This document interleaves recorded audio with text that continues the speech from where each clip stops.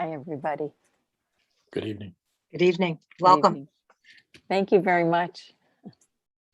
Okay, you're good to go. Okay, great. The board is back in session at 7:01 from the executive. I know that there was some confusion.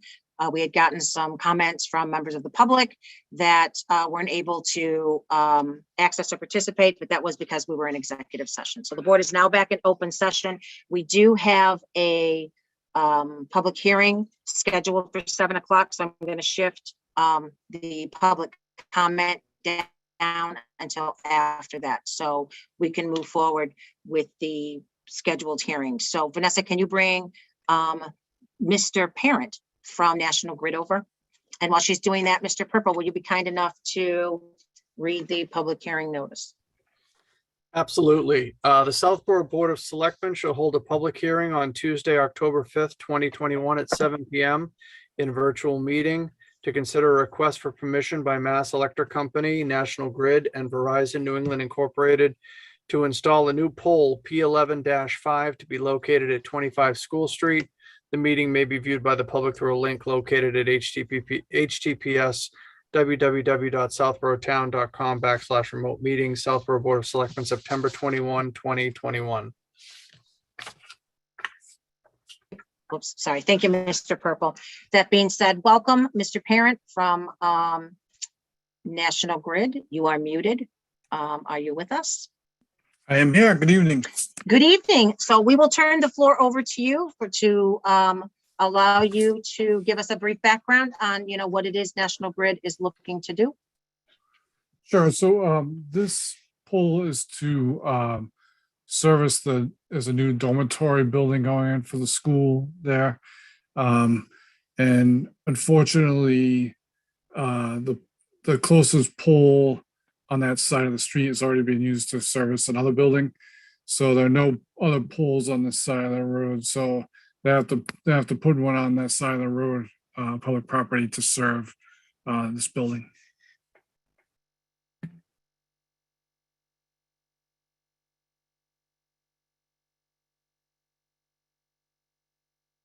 Sorry, I guess I have to repeat that I was muted. Thank you, Mr. Parent. We'll open it up to the board for questions and comments, and we'll start with Mr. Healy. Hi, Mr. Parent. How you doing?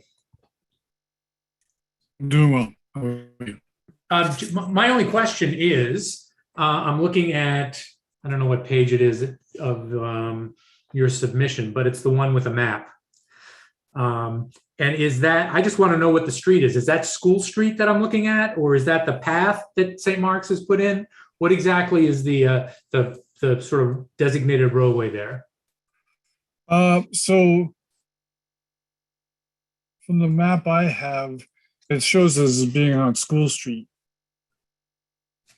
Okay, so there's Third House is on the left side of the map I'm looking at, and then there's a line that moves out to the street. The street it's moving out to is School Street. Correct. Okay. All right. Thanks very much. That's all. Thank you, Mr. Healy. Mr. Stivers. Thank you. Good evening, Mr. Parent.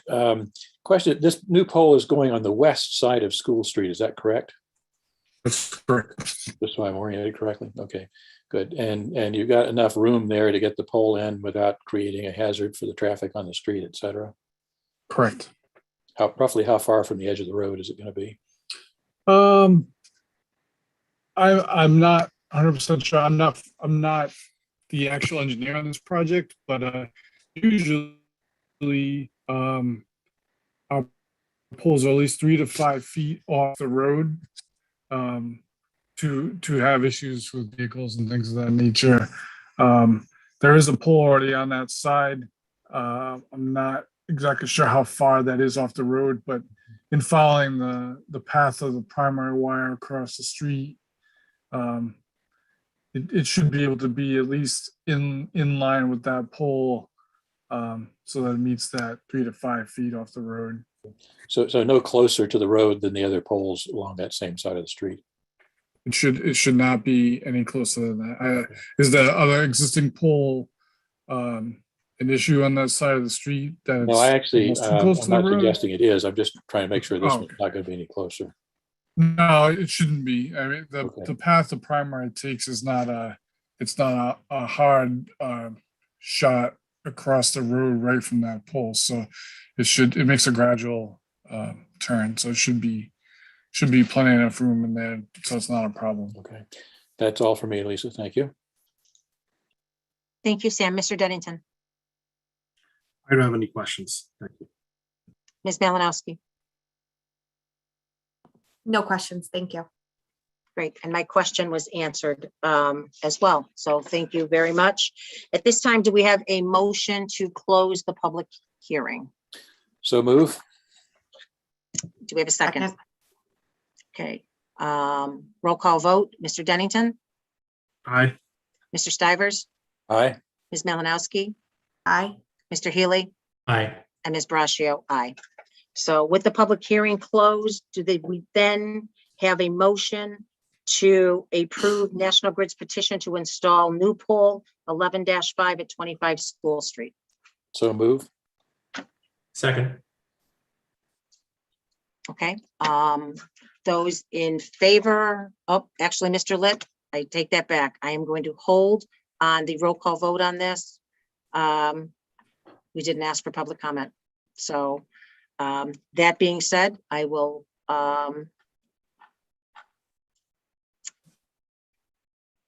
Do we have to well, the reopen public hearing's already hearing? closed. Yeah, the public hearing's already been closed. So, Is there a Okay. reason we can't vote to reopen it? Reopen. yeah, exactly. Do we have a motion to reopen the public hearing? So moved. Second. Second. Okay, roll call. Mr. Dennington, Aye. Ms. Malinowski, Aye. Mr. Stivers, Aye. Mr. Healy, Aye. and Ms. Braccio, aye. All right, as the public hearing is still open, if there are any members of the public that have any questions, please raise your hand. And I see Mr. Litt specifically. Tim Litt, Woodland Road. Sorry to be the stick in the mud on this one. I have a standard comment on these poll hearings, which is a request that they be approved subject to not obstructing any present or potential future sidewalk. I'm always concerned that, as the town wants to move towards complete streets and having sidewalks, that we don't put obstacles in the way when we're doing new stuff. Thanks. Thank you, Mr. Litt, much appreciated. Any other public comment on this particular item? I'd be interested in Mr. Parent's comment about if there is space to do that here. Okay, Again, I'm not familiar with the exact street and the layout. Is there sidewalks there now or no? no, No. Okay, so, I mean, any projects that towns may have and involve National Grid and poles, usually if that comes down the road, and something has to be done, new sidewalks need to be put in, then there are projects that get done where they move the poles to accommodate sidewalks. So, I mean, if it's a newer road and we're putting poles in for the first time and the town wants us to consider that, then we usually follow that. In other towns where they've reclaimed some of the road or reclaimed one side of the road or the other, they have the poles in the back side of the sidewalk instead of on the front side. But an existing pole line, Mhm. we may not have the ability to factor that in when we're installing the pole, other than following our normal procedure of staying 3 to 5 feet off the road. And then also, like, there could be some other hindrances there, but it doesn't appear to be one here, so. My concern is that it's always expensive to move poles, and if we can avoid that by planning and thinking now, I'd appreciate it. Could we vote on this with the request that they make reasonable efforts to locate the pole in a position so that sidewalk could be accommodated there? think- if there's a motion to that Well, effect. exactly. I think Mr. Stivers. The hearing is not closed now, so I can't Correct. make that motion yet. Correct. but- So we're gonna move there next. So I see no other hands. If anyone else has public comment on this particular item, please raise your hand. Seeing none, do we have a motion to close the public hearing? So move. Is there a second?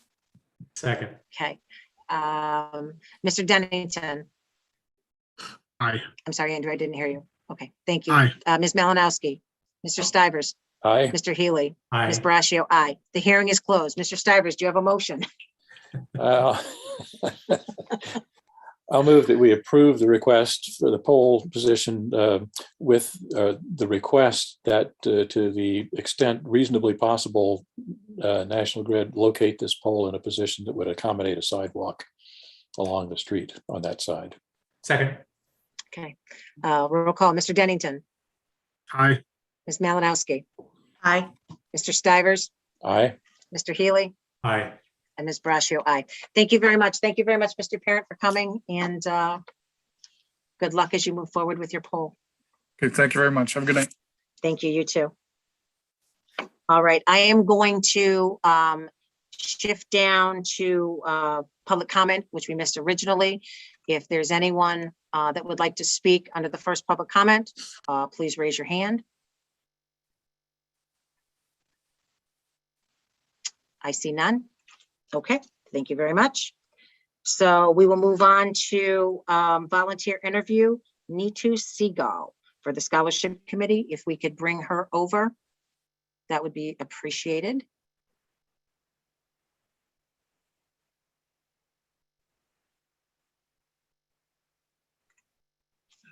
Good evening, welcome. Can you just unmute, just to make sure we can hear you? Okay, perfect. How are you all? Great, thank you. Thank you so much for coming tonight. Sure. If you could just take just kind of a few seconds, a few minutes, just kind of give us a little background on you, what interested you in the Scholarship Committee, that would be appreciated. So my name is Neetu Segal. I'm a resident of the town. I'm actually born and raised in Southborough, moved back here in 2012. Have multiple family members in town that go through the school system, and I myself started at Finn School and graduated from Algonquin in 1998. I'm particularly professionally, I am a attorney. I work for a company called Cushman & Wakefield. I'm their head labor and employment attorney for North America.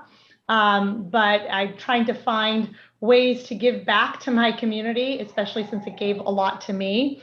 During my high school years at Algonquin, I benefited from a lot of different scholarships that I had been awarded, notably one that was awarded to me by the Southborough Police Department for my community service. And I noticed the vacancy and thought that it would be a great way for me to start supporting the town. I actually recently had run into Officer Mattioli at Dunkin' Donuts and sort of remembered the experience of him giving me my scholarship when I was a senior and thought this was a great way to kind of, give back to my own community and help support this and great initiative.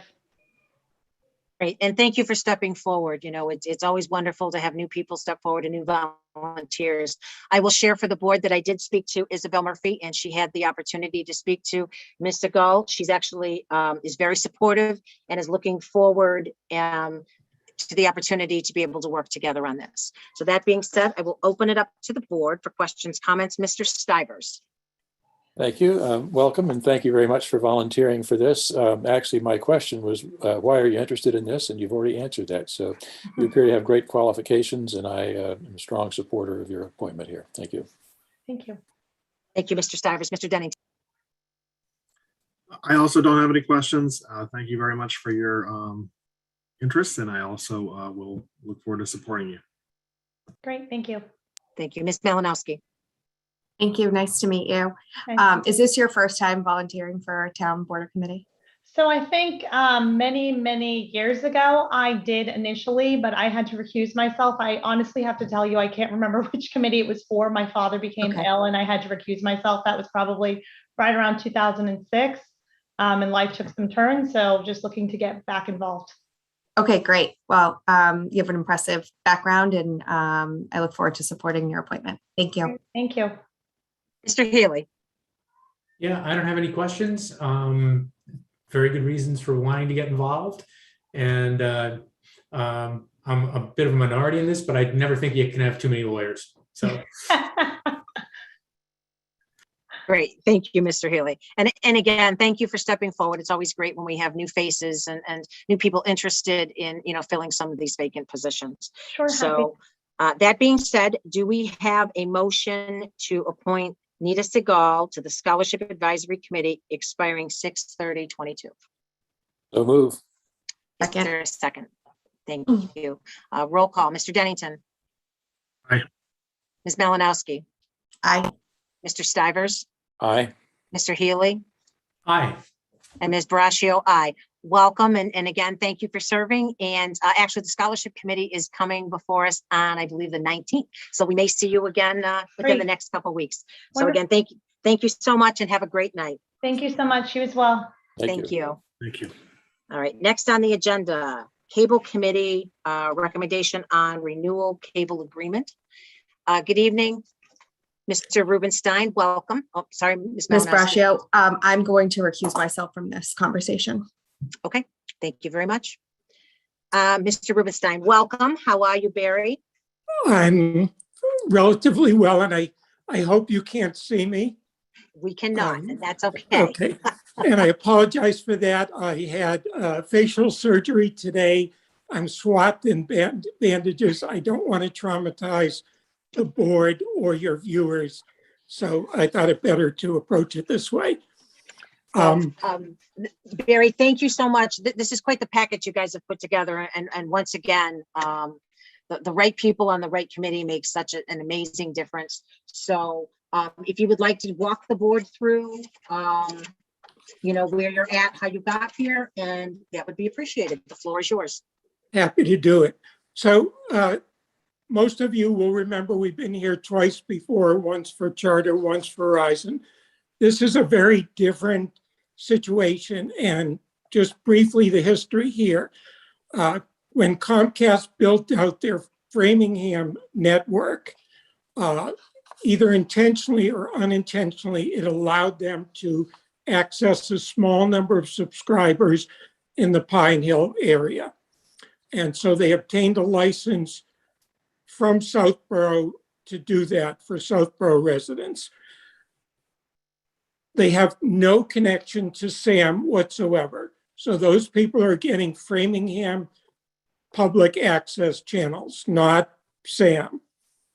So as a price for doing that, they agreed to pay a percentage of their gross revenues each year. The old license was 4%, and the new one, we brought them up to 5%, which is what Verizon and Charter pay. So they're equivalent in that, but that's the only way that it's the same.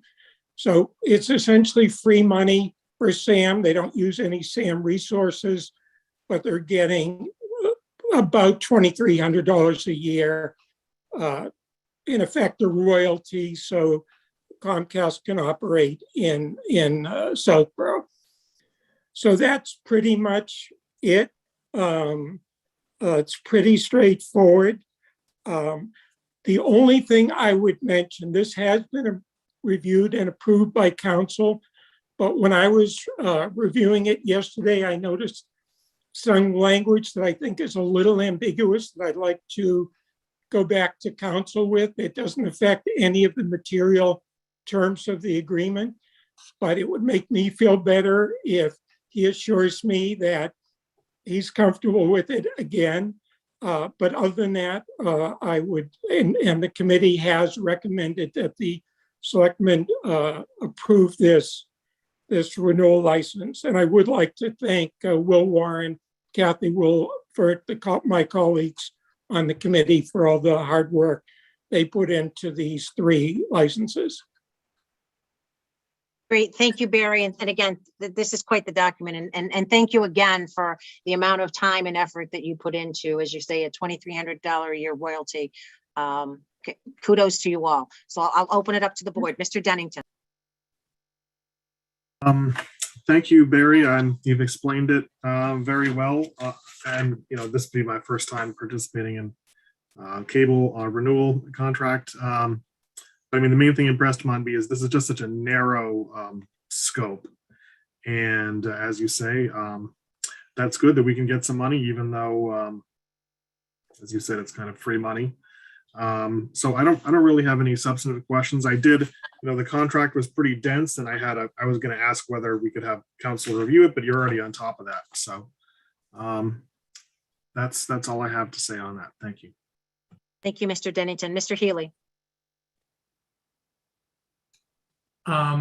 Hey, Barry, how are you? Good. How many customers total are covered by the agreement? They have 32 subscribers in Southborough.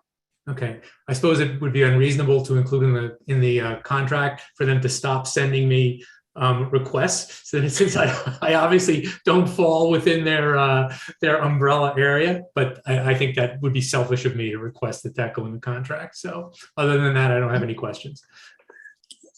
Great, thank you, Mr. Healy. Mr. Stivers. Oh, Thank sorry. you. Okay, welcome, Barry. I've actually attended most of the cable committee meetings. I think they've done a great job, not only on this one, but on all of the contracts. We've had good legal representation with an expert in this particular area. So I think we're well positioned with this, and I strongly endorse it. Thank you. Great, thank you. And again, Barry, thank you for all the hard work that your whole committee has put in. It's pretty remarkable. That being said, do we have a motion to renew the cable agreement for Comcast dated September 20th, 2021 through September 19th, 2031? Lisa? Yeah, Sam. Should we do this pending? Barry said he wants to confirm one more piece. So I was going there next. Oh, Yep. sorry. Yep, no, that's fine. Let's see, through September 19th, 2021, subject to final review by council. So move. Is there a second? Oh, I'll wait. second it. Okay, for discussion. Go ahead, Marty. Yeah, this kind of previews a motion that's coming up later with respect to the town administrator's contract. Should we, not only just for consistency, but also subject to review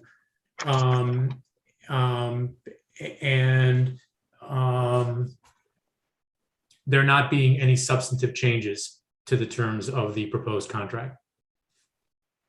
Okay. With that amendment, So move. is there a second? I'll second my own Okay, verbiage. All right. great, Marty, thank Brilliant you. amendment. Roll call, Mr. Dennington, Aye. Mr. Healy, Aye. Mr. Stivers, Aye. Ms. Braccio, aye. Great, Barry, thank you very much, and if you'll please just let us know any feedback from council. Thank you all very much. Thank All you. right, thank Speedy you. recovery. Absolutely. Thanks. Mr. Purple, can you text Ms. Malinowski and tell her she's safe to come back in? And while we're doing that, can we bring over Chief Achilles, please?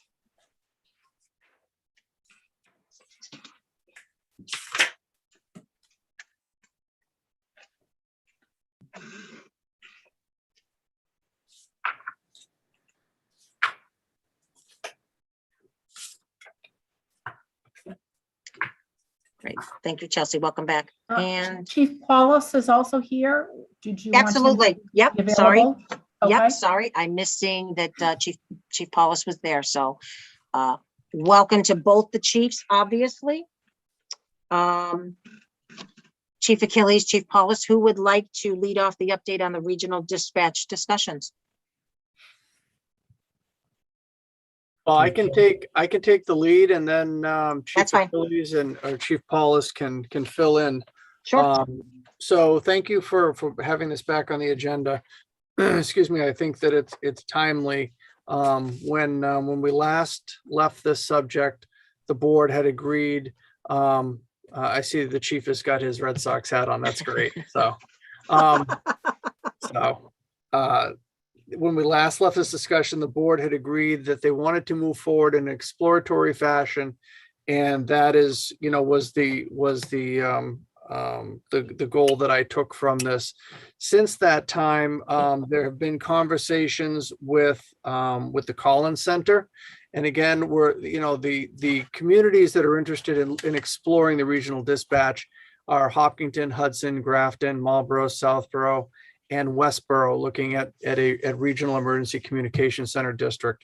And so there's been conversations, I think, pursued more from the Westborough chief, fire chief, with, towards State 911 and the Collins Center, to see about looking at a study of these communities and how we do and what we do on our own in terms of dispatch, and then looking at what it would mean for us to do something collaboratively in a regional center.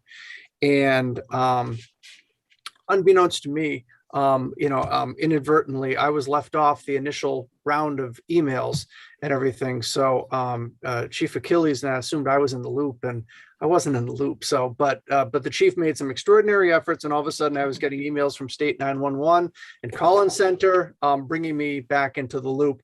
But Collins Center and State 911 have I think a standing agreement that State 911 will fund Collins Center to do regional studies or to do studies for regional dispatch.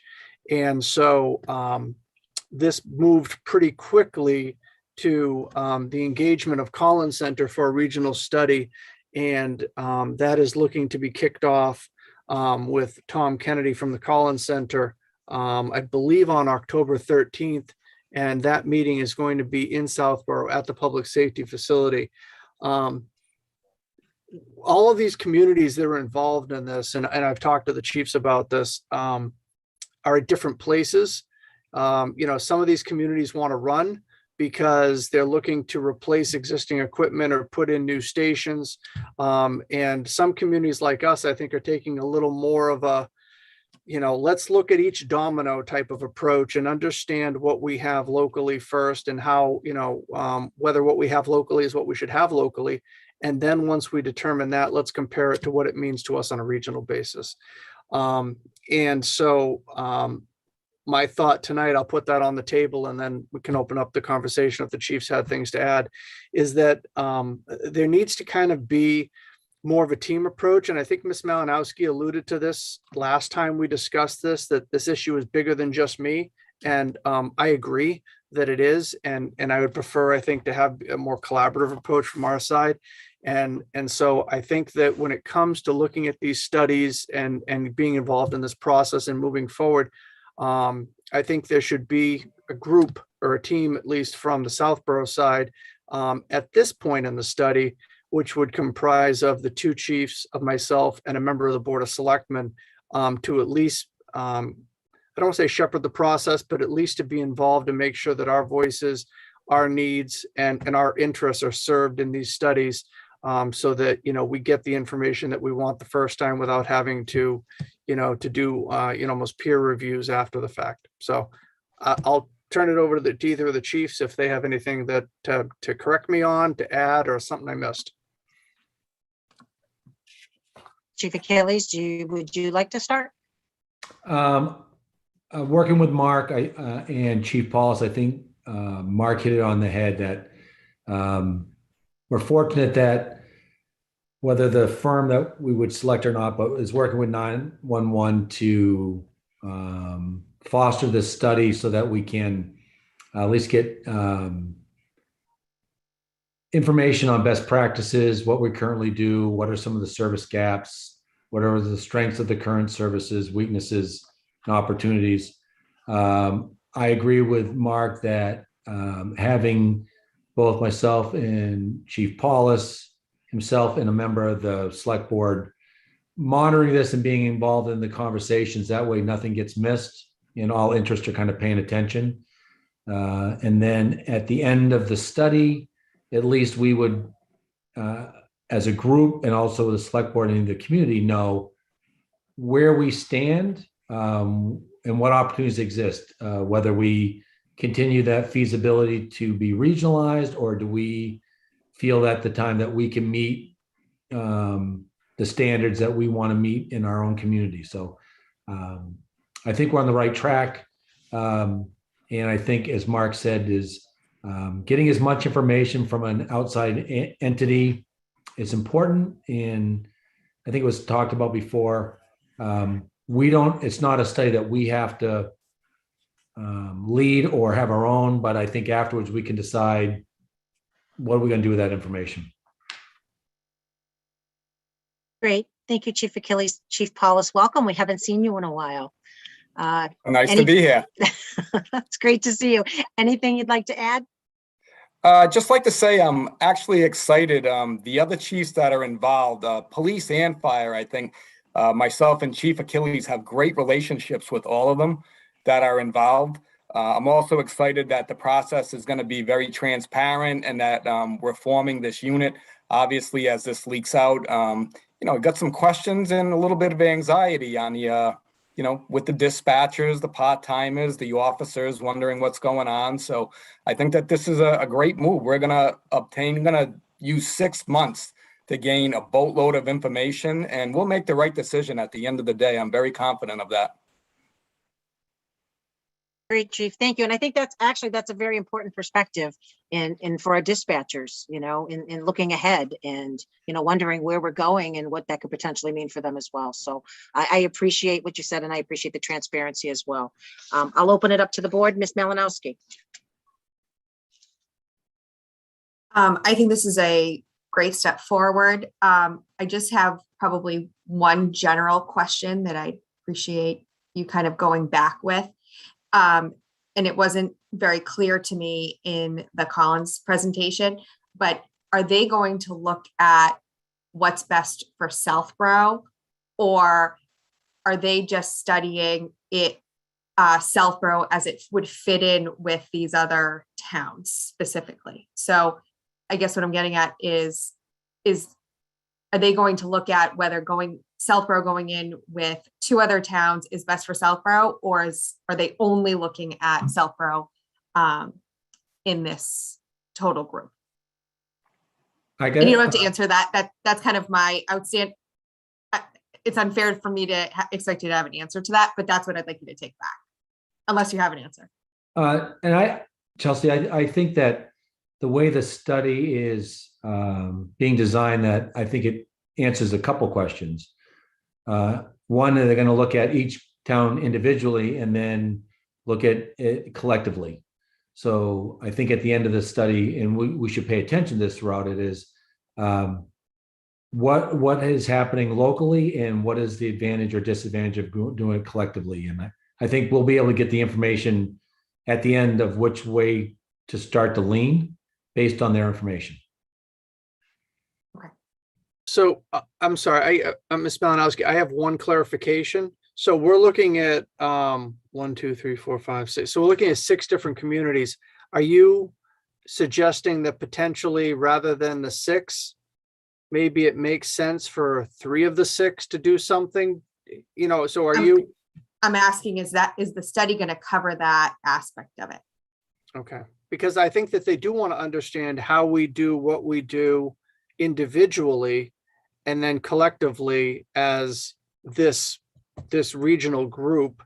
I just don't, I'm not sure whether they're going, I can't speak to it. I think this is something for the discussion on the 13th, is that, are they going to then take into account? It doesn't work. It works for 4 of you, but then there are 2 of you that I think really don't fit well with, with the rest. Is that kind of what you're suggesting?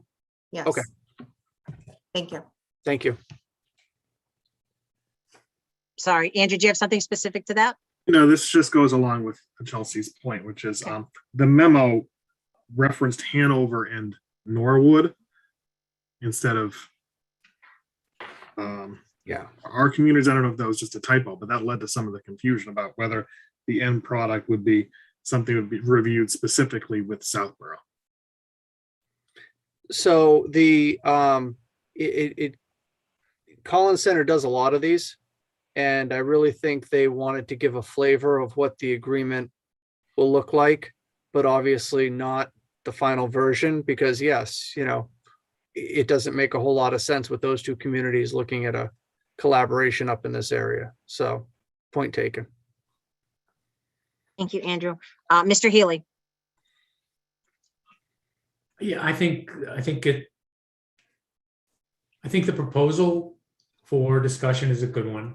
I think the recommendation to have a member from the Board of Selectmen, this is not a volunteer speech, but having a member of the Board of Selectmen as part of the group subcommittee, whatever we want to call it, is a very good idea. Because my main concern about this, and it's somewhat aligned with what Chelsea was talking about and what Andrew referenced, and I could see this getting away from us because it just strikes me there are so many variables here, starting with the number of communities, the difference in size of the communities. I'm not even sure Hudson, Marlborough, Southborough, Westborough, Hopkinton, all contiguous, and then Grafton's thrown in there. We've got at least, I guess Grafton's contiguous to Westborough, right? Okay, so there is, but it just strikes me that whether it's a subset of communities might make more sense.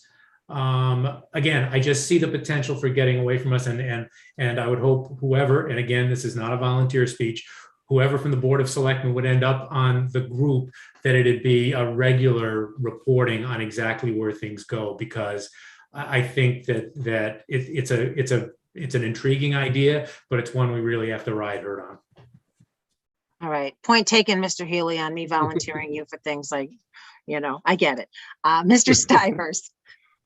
I'm actually reminded of Shakespeare. Methinks the man doth protest too much here. It sounds like a volunteer. Yeah, I'll throw out some Shakespeare quotes too, Sam, that have a different ending. Good. I think it's a great idea. I have a question for the chief. If we get you out of here in 10 minutes, can you get the game to the game in time tonight?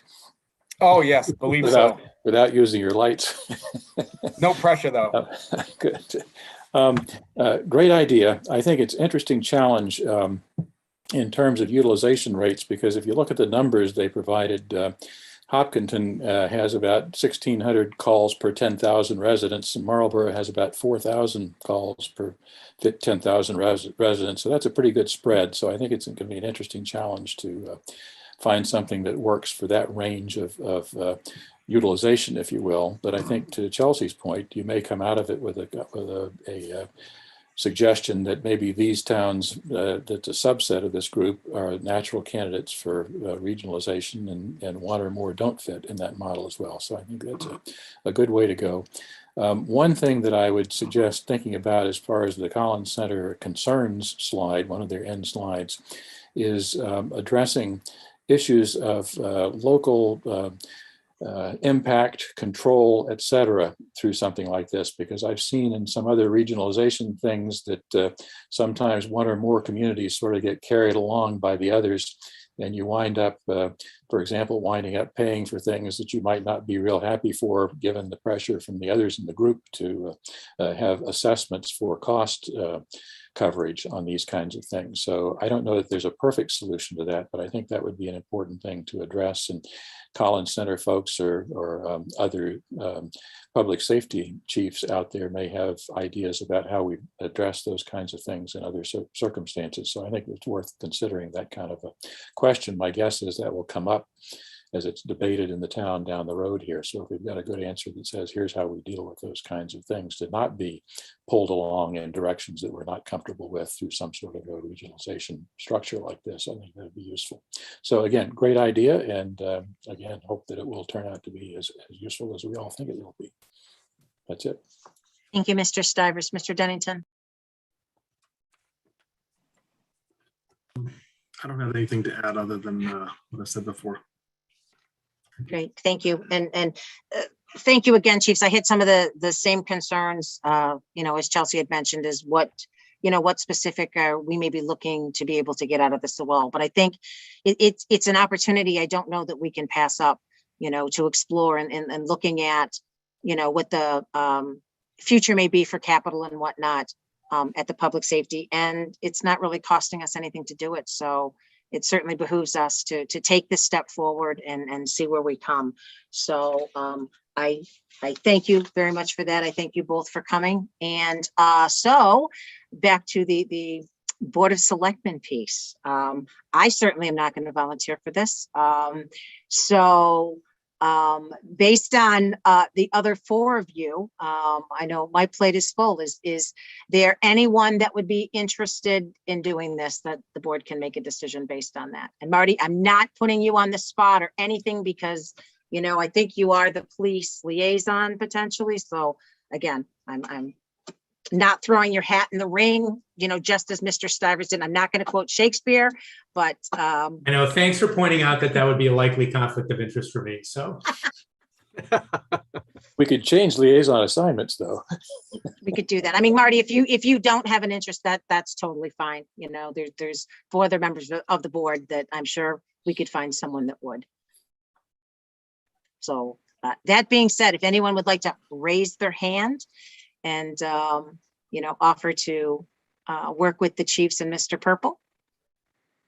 I would be happy to do it, seeing as this was one of my goals for last year. That was not accomplished yet, so. Okay, even unless somebody else wants to do it. I'd be delighted to have Chelsea do it. Yeah, I know, even muted, I heard Marty's big sigh of relief on that one. So Chelsea, I that would be great if you would, and as you said, it was one of your goals as well. Andrew, unless you have a desire to step, no, okay. Happy to defer to Chelsea.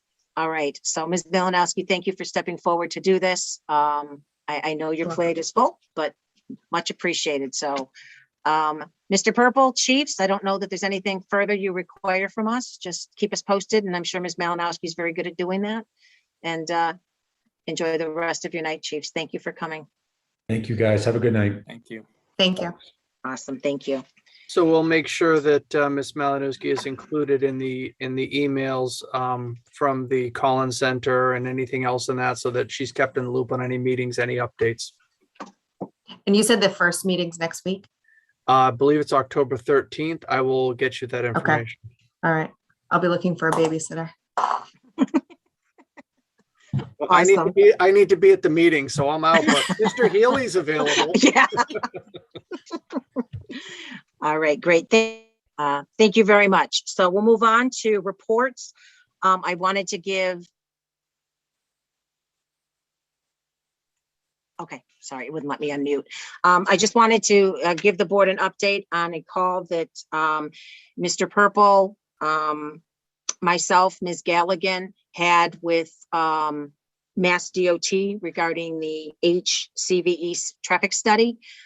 It was a great conversation. I know there was talk of on what we could do potentially. I know the option had come up on taking the traffic restriction off of Main Street. So one of the things that was talked about is it's actually not as easy to do as you would think. You actually, I think they said, Mark, correct me if I'm wrong, that it's very rarely, if ever happened, that someone actually withdrew or rescinded a restriction that was put on. There is a process similar to what you go through to get the traffic restriction put on, or the truck exclusion, excuse me, not traffic restriction, but the truck exclusion put on. So you'd have to go through a process for that as well for Route 30. Another thing we talked about was the global study a little bit, and where these trucks may or may not be coming from, and some of the things we could possibly do in the short term. As far as Route 9, there seems to be, some issues with trucks taking U-turns. I mean, I got caught in one the other day I shared with them on Middle Road there. You know, a truck got stopped he was heading eastbound. He took the turn to go westbound and he couldn't make the turn. So he backed back up into the eastbound lanes. And, that was one of the things we talked about. We also talked about if some of these trucks may or may not be going to Ken's, and they're coming off of 495 and they're, going up to the turn at Crystal Pond, not realizing they can't make that left. So we talked about some options short term of what we could do as we work towards, the global study and what it is we might want to do. We talked a lot about signage on Route 9, and they were very willing to entertain putting additional signage as far as turnarounds on Route 9 at multiple places on Route 9, trying to direct the truck vehicles down to the Cloverleaf at potentially 85, because that's what made the most sense, or heading westbound, directing them onto 495 to take the turn and loop back around on Route 9 eastbound. So it was overall, it was a very positive conversation and moving forward. There's still requirements of what they need for the truck exclusions, and the study will provide some of those things. Mr. Purple, what did I miss?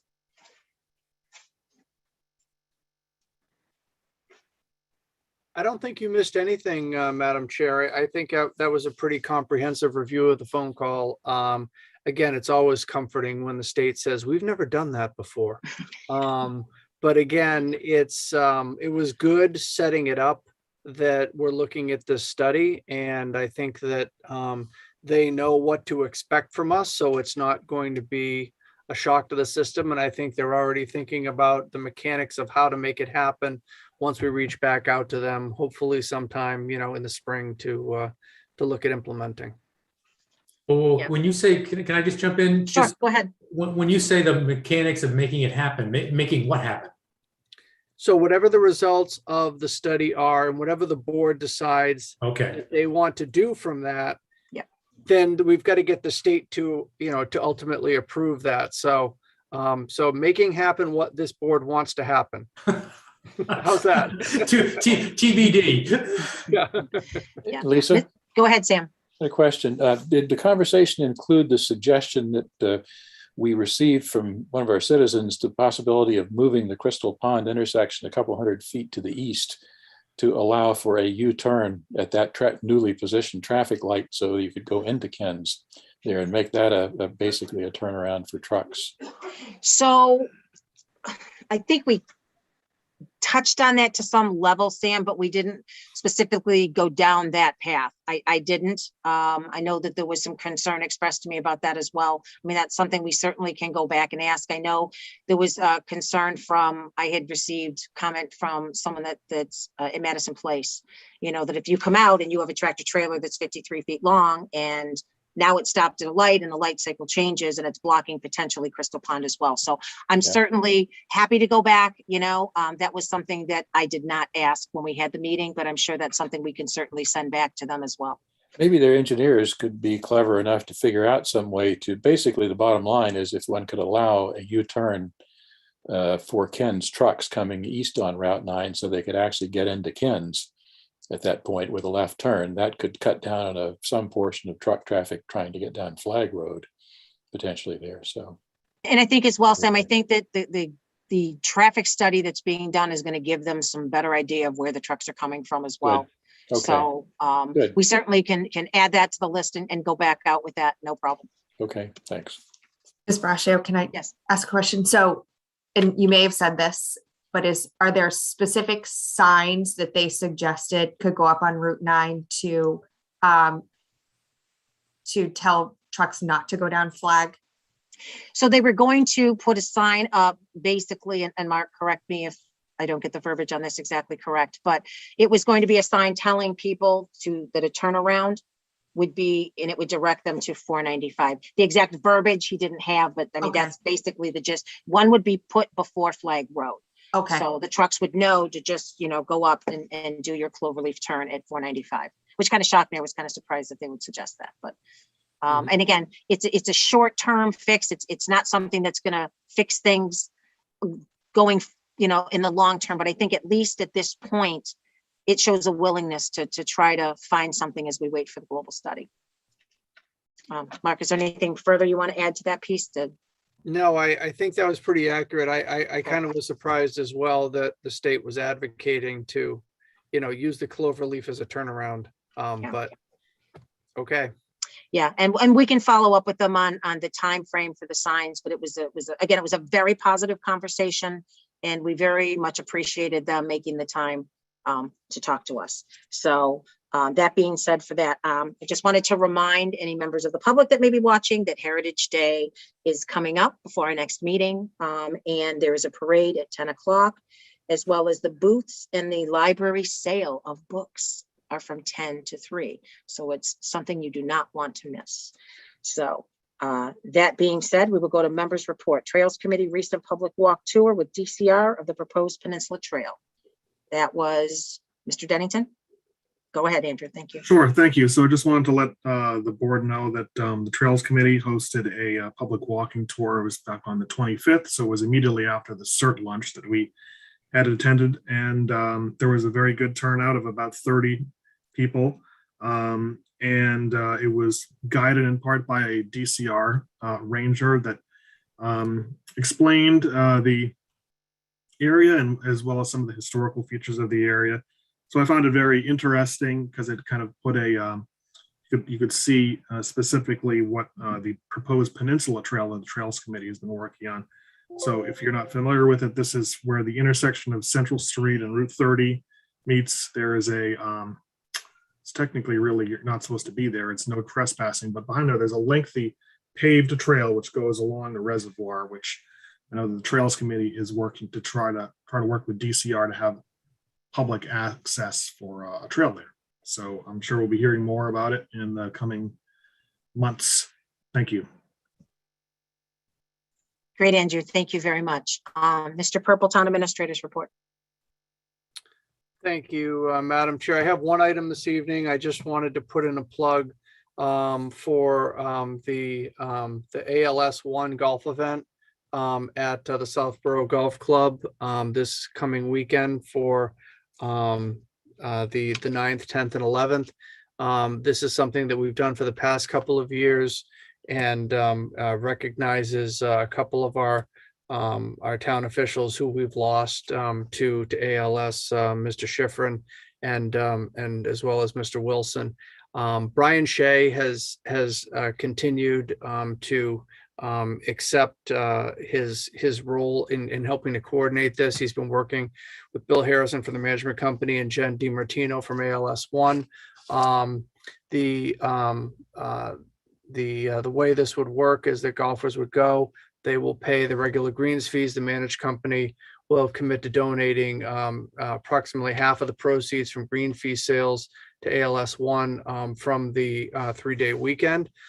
Players will have the ability to make other voluntary donations as they pay their greens fees. And ALS 1 is also going to have a QR code at the clubhouse that individuals can scan and make donations, additional donations if they so choose. This is a great, it's been a great season. The rain has been very good. The course is in great shape. The play has been pretty heavy all year, and hopefully it will continue, continue right through the weekend. We get 3 good days. Last year, I believe there was a day of rain. Mr. Shea is also coordinating with my Southborough to get the information on the blog, and we'll be pushing out information as we get closer to the weekend out on the Twitter account to try and make sure that we get some good participation. So again, thank you to Brian Shea for continuing to help us to try and make this a successful event. Great. Thank you, Mark. What a great update. And again, thank you to Mr. Shea for continuing to step forward on this and take the lead on this. So that's great. So thank you. Consent agenda. I am going to hold E and then F I will hold for Mr. Healy. Are there any other holds? We'll go through. Andrew, go ahead. I'd like to hold C. A and D, please. Sorry, A and D. Is there anything that didn't get Marty, would you like to hold B? Yeah, I was gonna say. No, I think we'll take the $100. Okay, so that being said, do we have a motion to accept donation of $100 for the fire department ambulance fund? So move. Is there a second? And seconded. Okay, roll call. Mr. Dennington. Aye. Ms. Malinowski. Aye. Mr. Stivers. Aye. Mr. Healy. Aye. Ms. Braccio. Aye. Thank you. And Andrew, you said A? I said A. I'm sorry, Sam. Go right ahead. 3 small things on the minutes. Line 233. The name is Christine Demary, D-A-M-E-R-I. Line 251, I think it should say Scenic Road Project. And line 347, I think Select Board, 2 words. Any further edits? That's it for me. Okay. Ms. Malinowski, Mr. Dennington, Mr. Healy? All right. That being said, do we have a motion to approve open session meeting minutes, August 17th, 2021, as amended? So move. Is there a second? Second. Okay, roll call. Mr. Dennington, Aye. Mr. Stivers, Aye. Mr. Healy, Aye. Ms. Malinowski, and Ms. Brascio. Aye. Thank you very much for that. C. Andrew, sorry.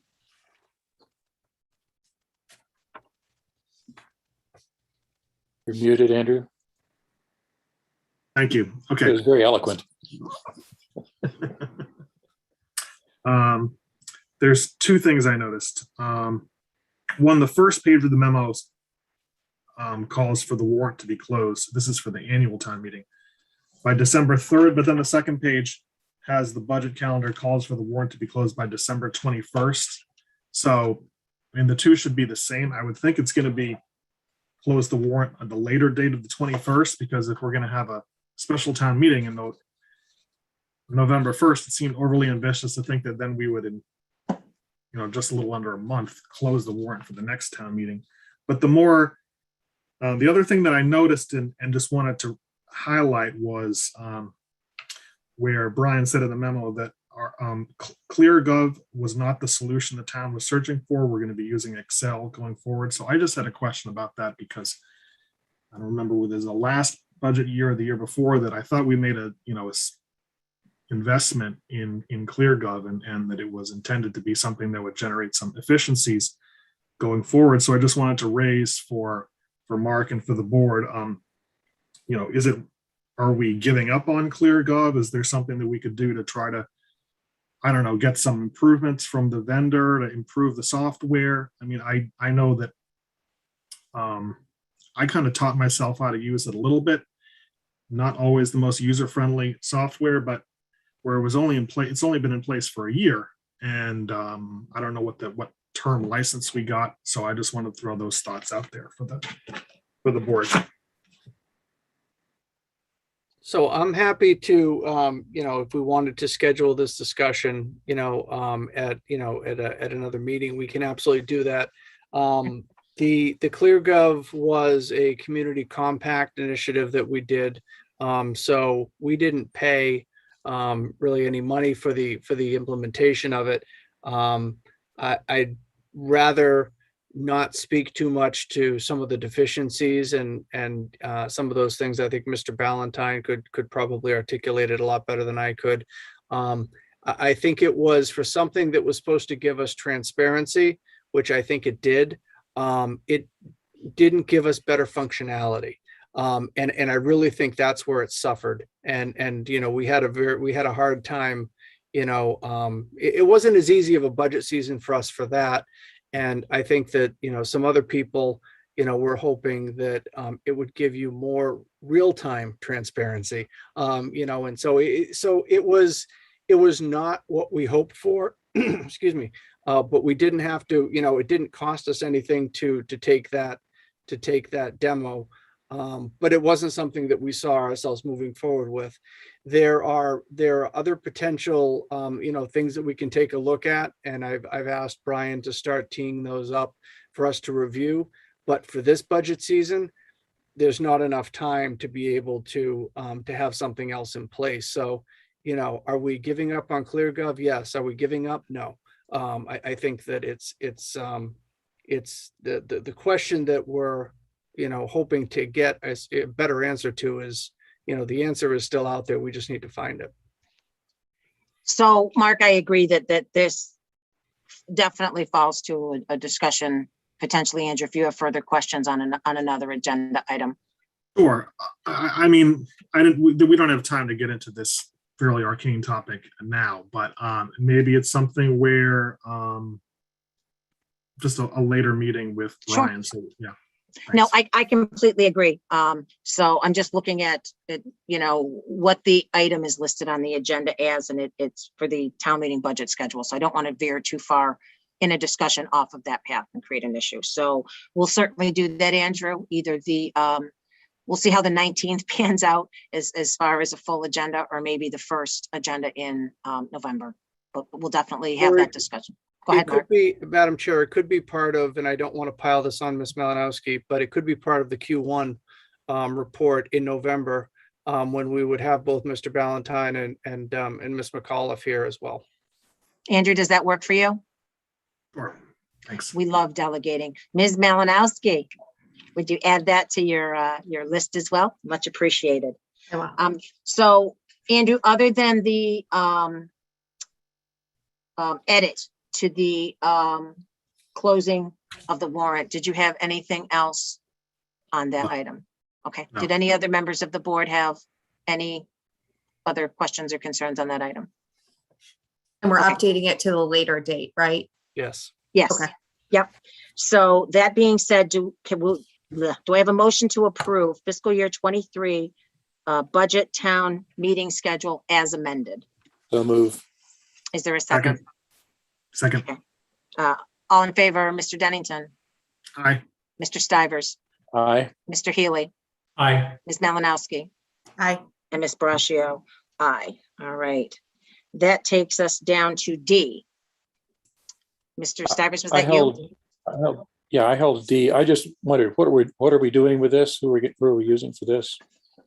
Yeah, I think I had received, well, let me back all the way up. So I think in the discussions with Mead, Talaman and Costa, one of the things that they do not do is they don't do tax title. And, but they do everything else. And so Mr. Ballantyne has been working with Jay to take a look at other tax title attorneys. He's been speaking with, other finance directors, other treasurer collectors, and he had made a recommendation to Jay, and Jay sent me an informal email, and I asked him just to make it a formal memo. I thought that would play better. And I have not, I've gotten a bunch of things from him, but I haven't gotten that yet. So I had hoped to have that in time for tonight. We don't have that. So I think it's probably better if we just table this until the 19th when you have that formal request. So. Okay, yeah, again, I think it's a good idea. Certainly want to get somebody who's expert and experienced in this. I was just curious as to who it would be. So that sounds fine.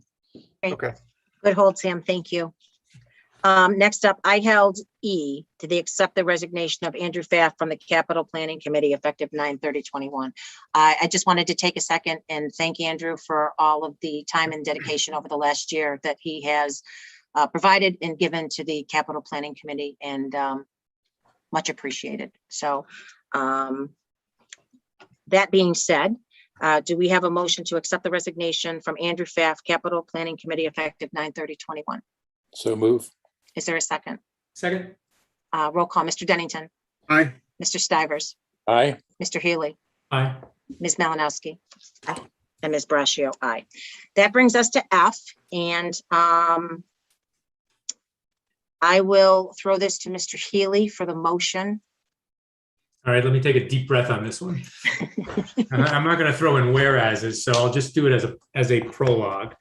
And that is, given that Ms. Braccio and Ms. Malinowski, on behalf of the board, engaged in discussions and negotiations with Mr. Purple regarding a successor 3-year contract for his position as town administrator, that Ms. Braccio and Ms. Malinowski in executive session reported the results of those negotiations along with the proposed contract to the board, that the proposed contract is in the hands of the town's Labor Council for review, and that upon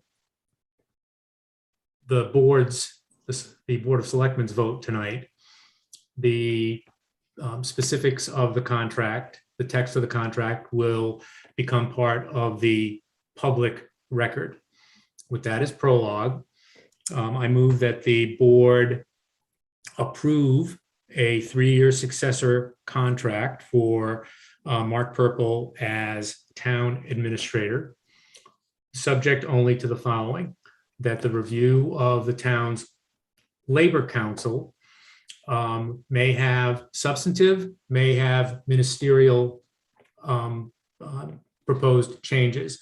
If the changes are entirely ministerial, the contract is approved as of our vote. If there are any substantive changes, we will revisit them at our October 19th meeting. That's my motion. Is it 3 years or Right, yeah. 2.9, 2.8 or whatever? yeah. Oh, that's right. Because it's ending in, so with the understanding that while it's begins in October and is a successor contract to a 3-year contract, the term to bring it in line with other salary administration plan and other town official contracts, the end date will be 2.8. 8, yeah. 2.85. Yeah. 2.85 years. All right. Do we have a second? Second. All right. Mr. Dennington, Aye. Mr. Stivers, No? Mr. Healy, Yes. Ms. Malinowski, Aye. and Ms. Braccio. Aye. Thank you very much. Hey, Other Lisa, can I matters? just, and Justin, and maybe this is a question for Mark, not for you. Or maybe Vanessa, whoever, I don't know if you have a contract, but the text of the contract will be up on the town's website as of tomorrow. Once it's signed, I believe Mark said. Once it's signed, and obviously once council's reviewed it, once it's been signed, it'll be posted up on the website on the Selectmen's page. Okay. Okay, great. Thank you very much. Other matters before the board. Item A, approval for one-day alcohol license applications for Chestnut Hill Farm, Fall Fun on the Farm events, October 10th, October 17th, October 24th, and October 31st. The board has had discussions on these. Can we bring over, I see DA Hayden there. And Mark, do you see, was there another person? Yes, Rob Warren. Rob Warren, okay. All right, as we bring them over, so there was concern expressed, and I guess Marty, I'll just let you jump into this, Marty, if you want, and I guess that's probably the easiest way. Sure. Hey, Donna, how are you? Hi, everybody. Thank you for having us. Good evening. So the concerns are the same that led to there were requests last year for similar licenses, and they were voted down because of inconsistency between the proposals and both the conservation restriction and the management plan. I appreciate the additional written materials that were submitted, and it's interesting, our town council used the word ancillary. My view is that the educational items that are identified in the memo we received are actually ancillary to the event.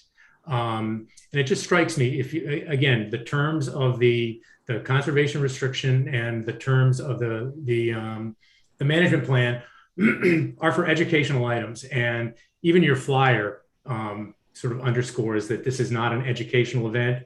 In some respects, it's a commercial event. It's a moneymaker.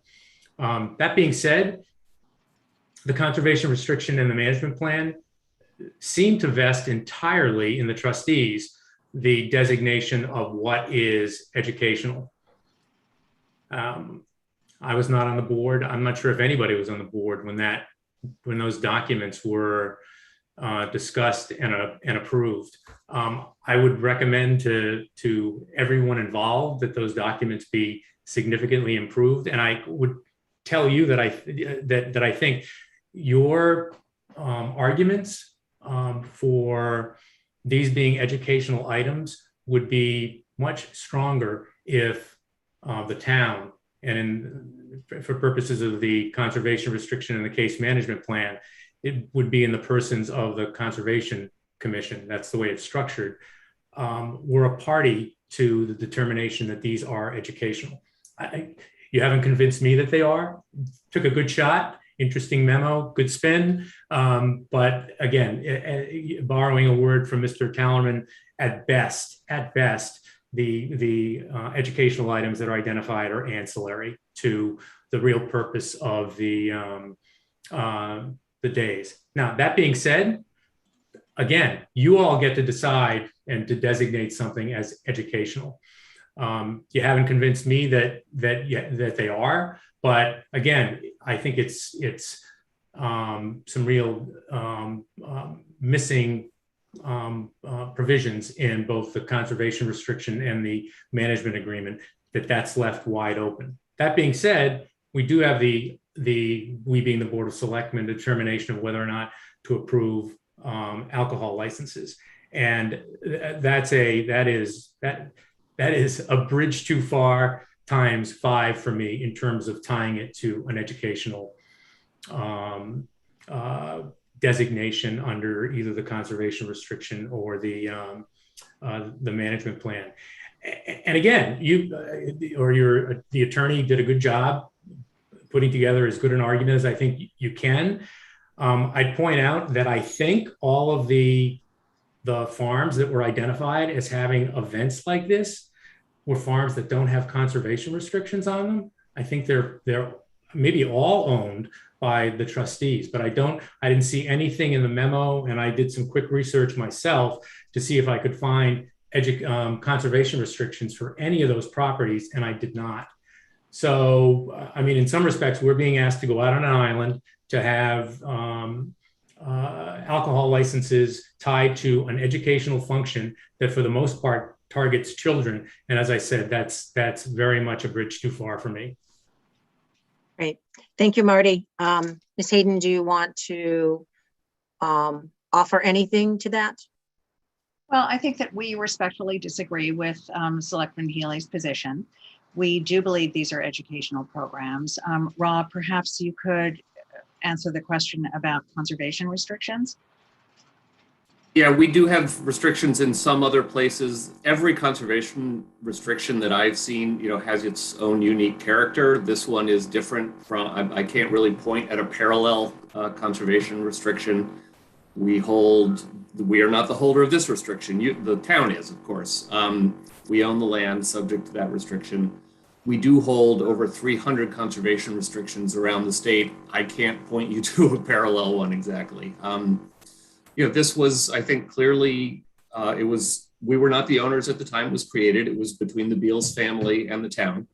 I think, again, respectfully disagree that among the goals was to engage the public on the farm. I think that's part of what the Beals family sought. Once the conservation restriction was on the land, they engaged in a public RFP process to find a nonprofit to convey the land itself to. And, part of our proposal was that we would engage the public around the farm. And that's part of what excited them about us as the next owner. So again, we do see that differently. My family has a long history in experiential education. I think it's a very real thing, and that real education does happen at these events. So again, respectfully disagree with some of those observations, but I think that we also certainly agree that the board has authority to make the alcohol license decisions. We do ask that, in the spirit of this event, which is part of a long tradition of farm harvest festivals in New England, dating back before the existence of nonprofits,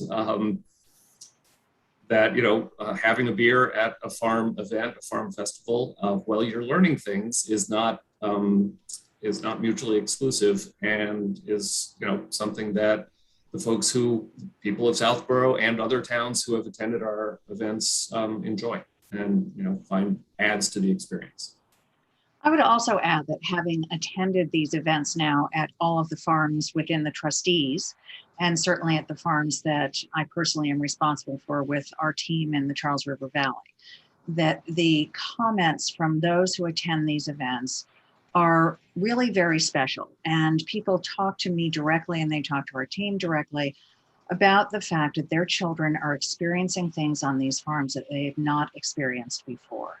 And adults talk about that as well. I think that Ms. Carter made reference to that in several points within her letter, where when someone begins to understand where their food comes from, that's an educational experience. When someone learns about the history of a property and the importance of keeping space open, that's an educational experience that children carry with them for a long time, and that families carry with them, and they come back and they help us and they volunteer and they want to be more engaged with the trustees. And they also have an enhanced understanding of the importance of keeping space open for the public and for enjoyment.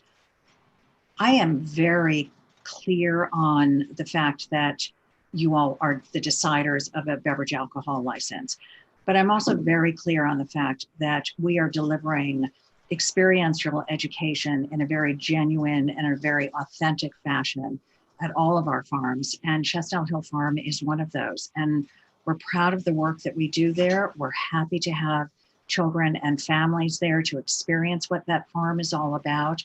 And having an alcoholic beverage while your child is learning, or after you've been on a hay ride, or you've done a scavenger hunt where you're discovering things about the farm, we believe that that's part of the gathering experience, and that this is something that is worthwhile, and that the community, not just the Southborough community, but as an inclusive organization for communities in the area, that they would enjoy at Chestnut Hill Farm. So that's why we're coming back to you again with this request, and hope that you would honor it. Thank you. Marty, do you want to add anything further before I open it up to the board? I don't. I think in some respects, Ms. Hayden and Mr. Warren actually made my point, which was focusing on the educational aspect of it. I again, you all get to decide what that is. I think you should do it differently, but I understand that the way the conservation restriction and the way the land management plan works, that determination rests entirely with you. You can call it educational, whatever you want. I'm not arguing with that. My point is that the same language that gives you all that authority to say this is an educational function, in no way, shape, or form invites the use of that land. It was, again, I was there for all of the process that went for the town, paying an awful lot of money for that, for the conservation restriction on that land, and the idea of it being used as a commercial exercise, which in my mind this is, once you start selling alcoholic beverages, just wasn't part of it. And everything you said about the educational opportunities that you're providing, have at it. That's completely unconnected to, oh, and we have to have a beer too. It is, as I said, it's a bridge too far. I don't see it anywhere in the language of any of the legal documents here. And I don't think we should be extending that when it's not something the town approved. So, thank you, Marty. Appreciate it. Ms. Malinowski. Thank you. I also agree that I don't think we need that serving alcohol at an hour and a half, Discovery Kids event is a necessity. I think, I can see from the memo, the point on the educational things, related to what's under the conservation restriction. I do see that perspective. I think a little bit differently than Marty, but I'm not comfortable agreeing to an alcohol license for this type of event under that conservation restriction. Thank you. Mr. Stivers. Thank you. I think Marty makes some good points, certainly. And I do think that it's possible to attract the public without serving alcohol. On the other hand, I guess I'm interested and willing to give the trustees a little slack on this one. I think that Marty's point about having more clarity about how we think about this and how we qualify things as educational or not would be very helpful. My bottom line is I'm prepared to approve this this time and hope that over the succeeding months we can figure out a way to better clarify what qualifies as education and or what doesn't, and see what happens down the road. So I'm prepared to support it at this point, but without the assurance that I will do it again in the future. So that's sort of where I stand on this. Thank you, Mr. Stivers. Mr. Dennington.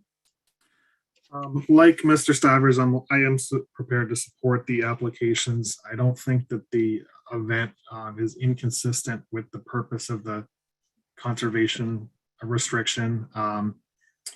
The alcohol license is, part of, I think, the hospitality around the event. I don't see that there's any great, harm caused by this. And I know I was not part of the discussion that the board had last year, but my position is pretty much the same as Sam's, and I would vote to support it. Thank you, Andrew. So I share the same concerns we shared a year ago, that where this fits in to the CR and the educational piece.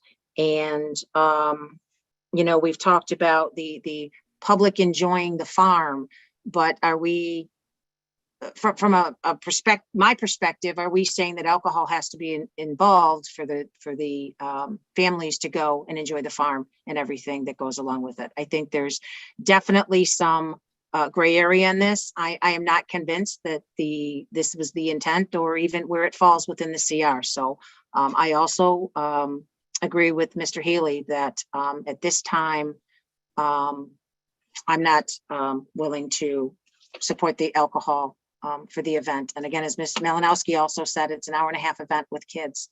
And again, it's something that I think needs to be worked out through the management plan and whatnot. But I think there's question on whether this falls within the four corners of what's allowed. So I would not support this. So that being said, I guess we will ask for a motion. I will give the prologue that I'll make the motion, but I'm voting against it. I know. But I'll move that we approve 4 one-day alcohol license applications for Chestnut Hill Farm, Fall Fun on the Farm events, October 10, 17, 24, and 31. I'll second.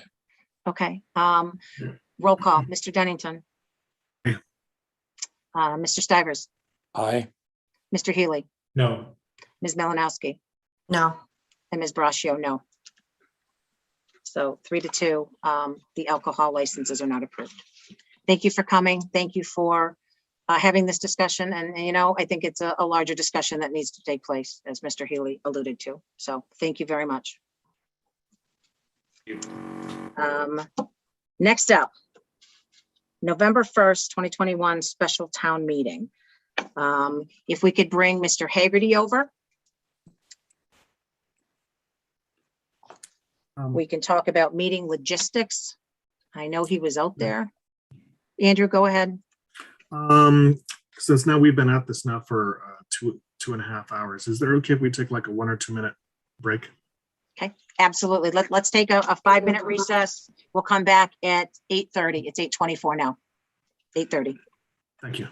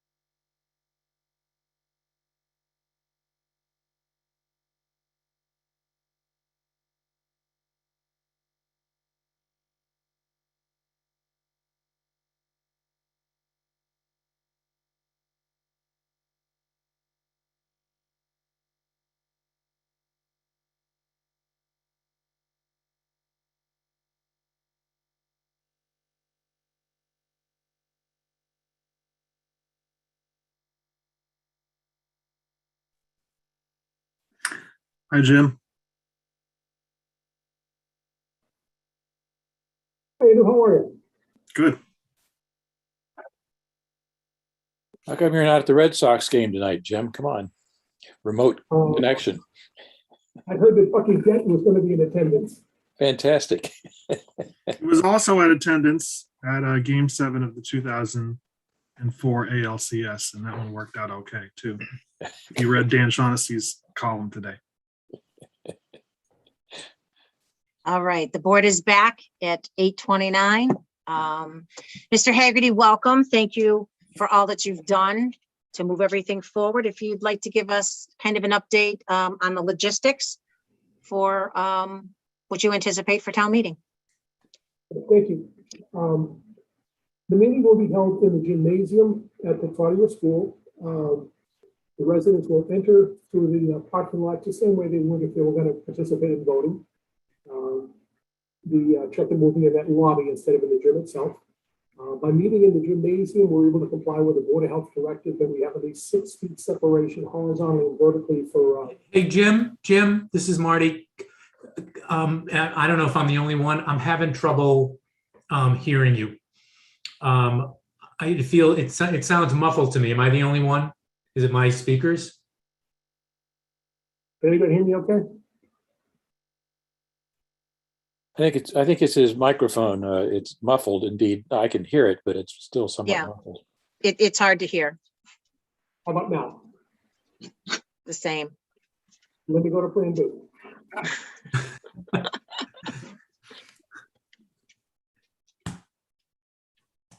you hear me now? It's better. Not much better, but better. Yeah. Okay. All right. Let me try plan C. How about that?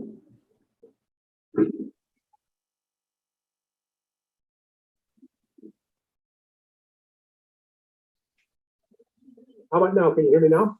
Yeah. Yeah. Okay, terrific. Excellent.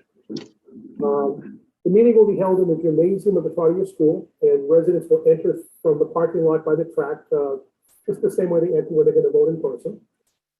One difference is they'll check-in will be in a lobby rather than in the gym itself. This allows us to comply with the Board of Health directive that we have at least 6 foot separation horizontally and vertically for all seating. In addition, we will have air movers installed at the 2 doors at the rear of the gym, which will increase substantially the flow of air through the room. So pulling air out of the room, not pushing it across people. That's what we did in elections as well.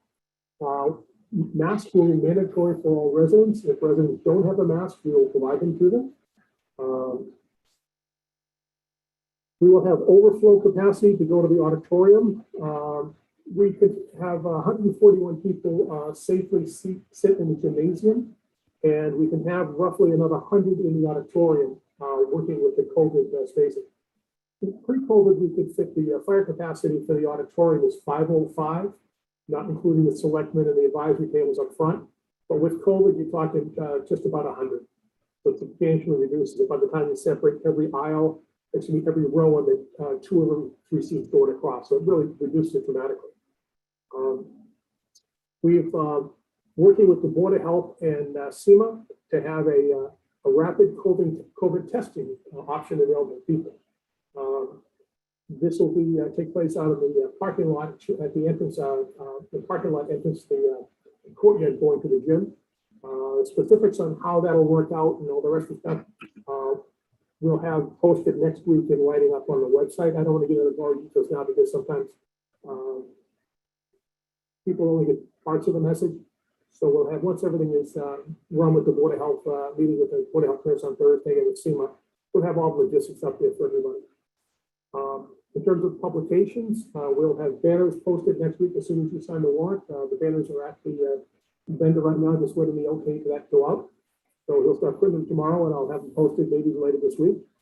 I plan on sending postcards, oversized postcards. These will be 5x7 or 5x9 to every household in Southborough. And those should arrive by October the 23rd.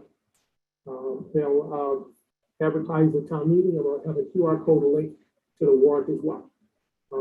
I need to follow up with the schools to see if the option to use their electronic book pack to send information on this home to the voters as well. That's one thing I don't know the answer to. And again, I want to say how fortunately the schools in Southborough are just superb to work with, because everything's been very, very, we're in good shape. I will say this, I know some people are concerned about safety issues in COVID. I take it very seriously. One of my children had COVID, one of my good friends died of COVID. I would not be participating in this if I didn't think it was safe. That's just me personally. And those of you who know me, I'm someone who wears a mask all the time. I wear it here, I wear it outside. We take it very seriously. I think that we can do this in a safe way. We'll be using the same vendor that produced the outdoor town meeting stuff.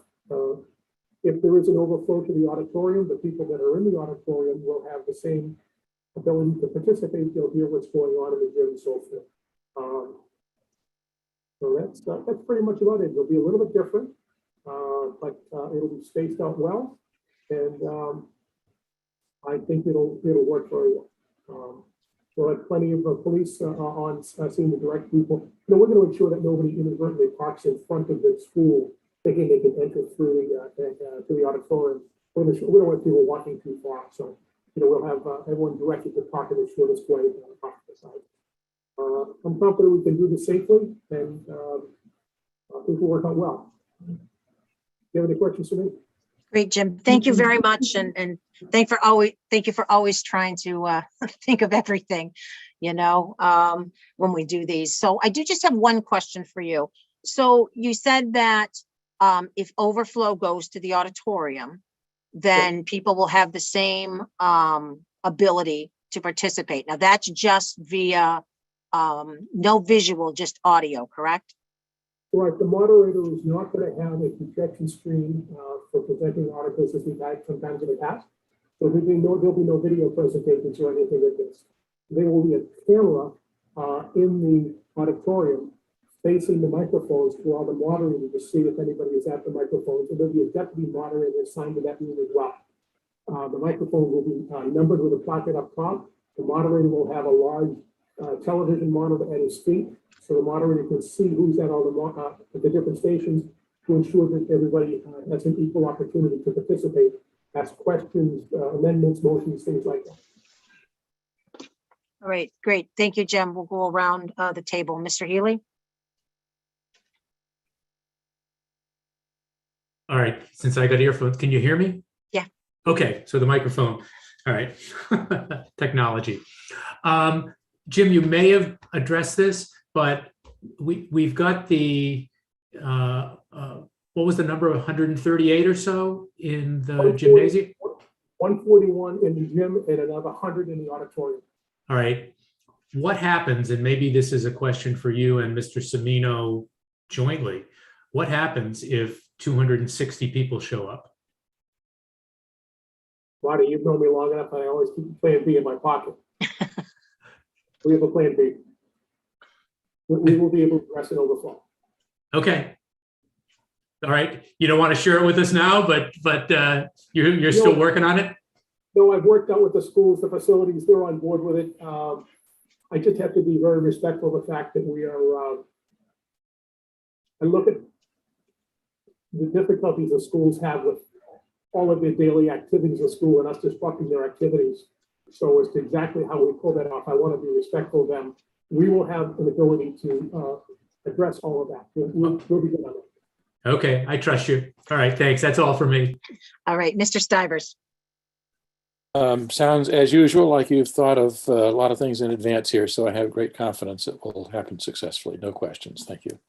Thank you, Mr. Stivers. Mr. Dennington. Hi, Jim. Pardon me if you addressed this before, but for people that are coming to the microphone to speak, will they have to wear the mask while they speak?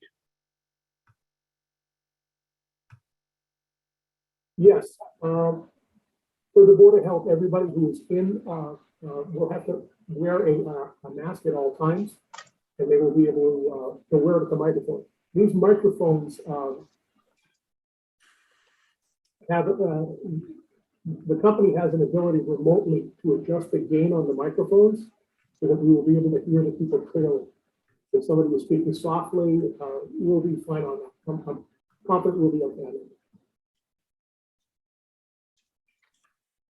Okay, Thank you for answering my question. Ms. Malinowski.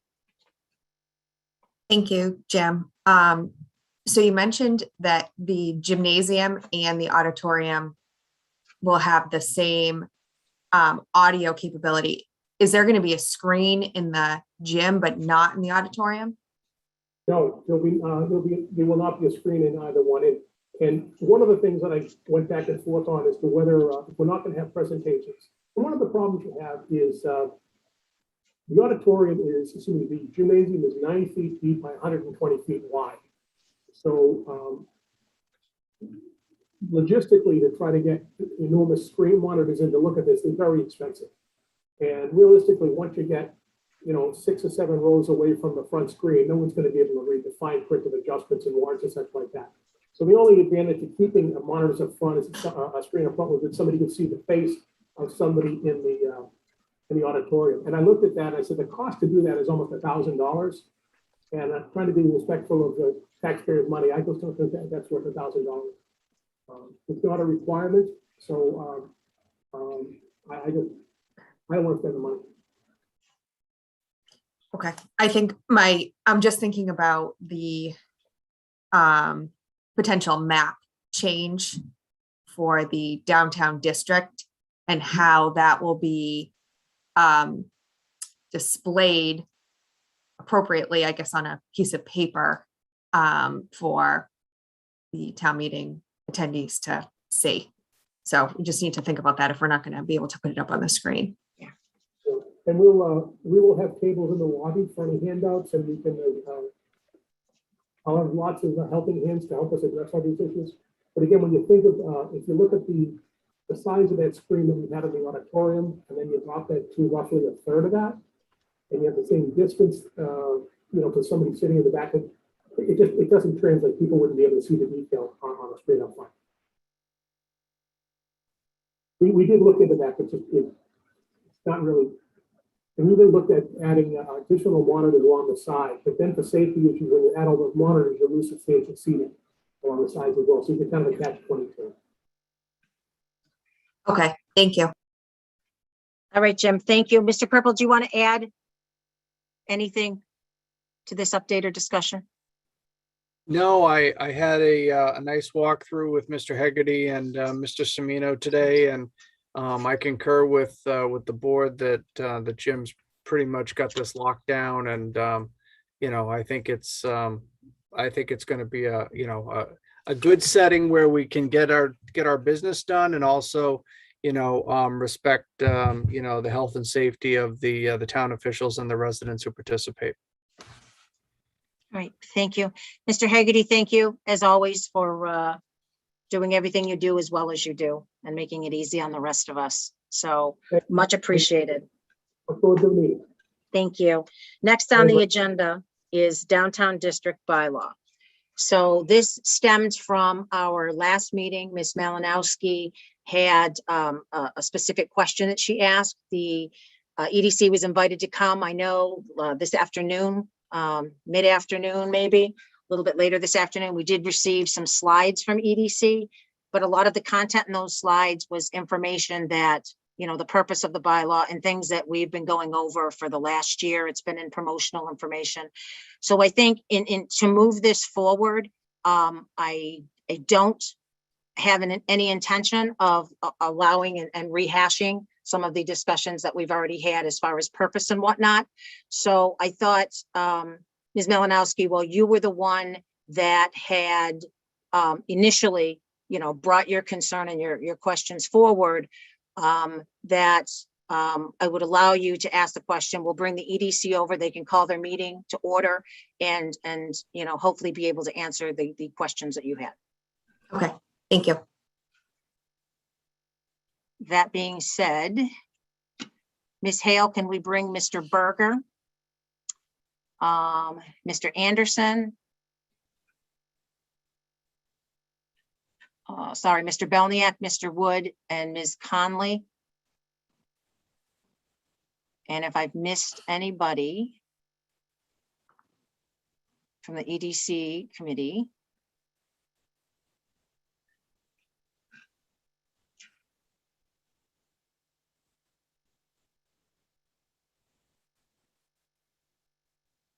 It's months of maybe.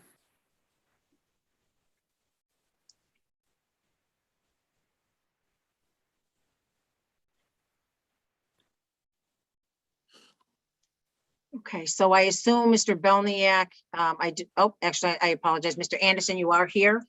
So we currently have from your committee, let's see, we have Ms. Conley, we just need Mr. Wood. So Mr. Anderson, if you'd like to call your meeting to order. Yes, thank you very much. I would like to call the Southborough Economic Development Committee meeting to order on Tuesday, October 5th at about 8:45. I'm going to do a roll call vote of those members that are joining us today. I'm going to go in the order in which I see them. Julie Connolly. Here. Alan Belniak. Here. Matt Berger. Here. John Wood. Here. And so Rob Anderson here as well. So we do have a quorum of the EDC and stand ready to answer any questions that come up. Great, thank you. So Ms. Malinowski, I will defer to you for what you were looking for. Okay, great. Thank you. And thank you to the EDC for coming tonight. I did have a chance to watch your meeting this morning, so I do appreciate that you took a position. That was one of my questions is, have you taken a position? I just hadn't seen one. And so I appreciate you clarifying that. One of my questions is, you want, in your motion, you wanted to take out the 40%. But in the draft prior to this, it did say 10%, and you had suggested striking that for the residency component. So I was just wondering if you wanted it out completely, or if you were suggesting to replace the 40% with a different percentage. I'll take this one. Thank you, Ms. Malinowski, and thank you to the board for seeing us on this issue again. I know we've had lots of discussions, and of course, we're happy to answer your questions. So I think the 10%, to answer Chelsea's question, I think the 10%, it was intended to make sure that I think, first of all, there was a typo because it was originally intended to discuss the issue of how much percentage of the first floor of any mixed use building should be non-residential space. And there were lots of discussions around it. And then I think that the 10% number just confused matters. And we wanted to make sure there was at least some non-residential space on the first floor.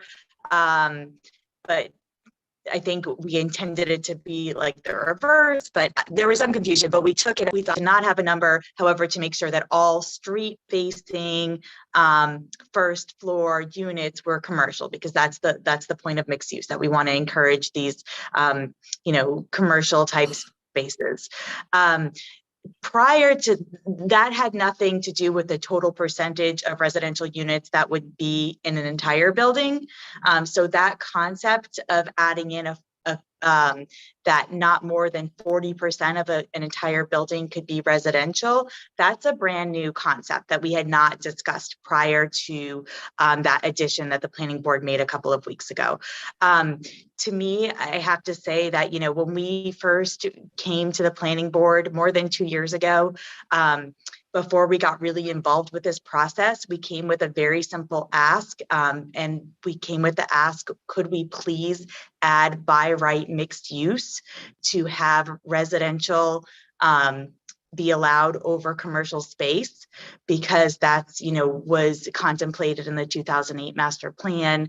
That was one of the primary recommendations of our ULI study.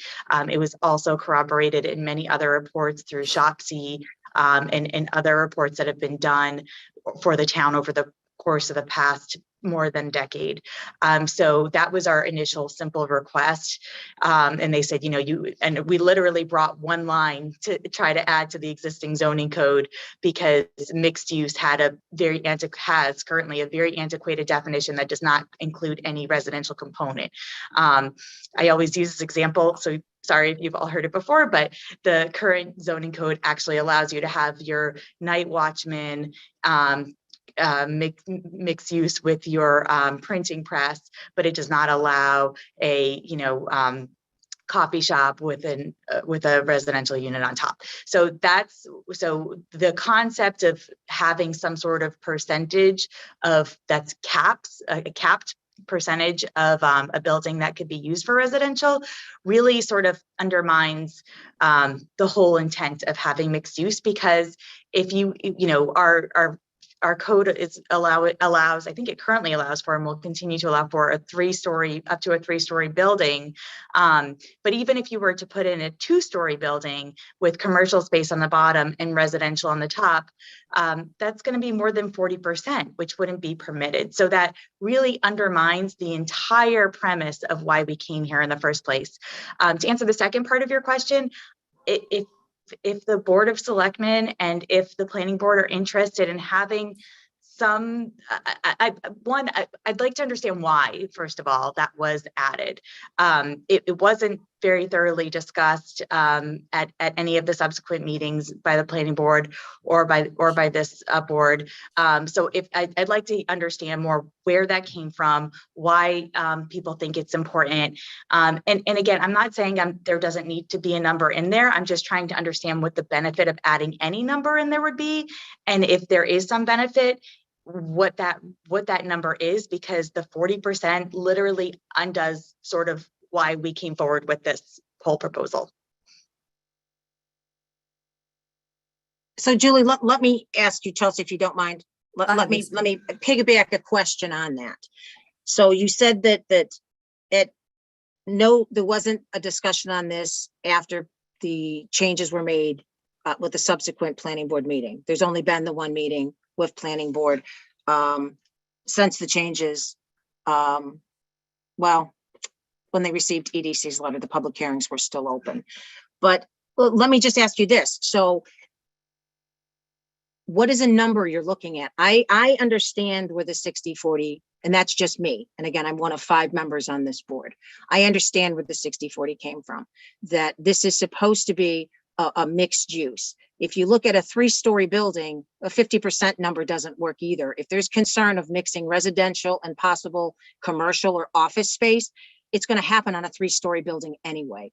So again, this was not proposed. This was proposed to be able to revitalize our downtown.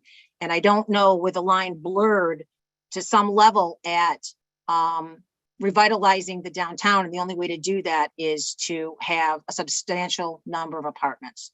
So I guess we kind of differ on our thought process a little bit on that.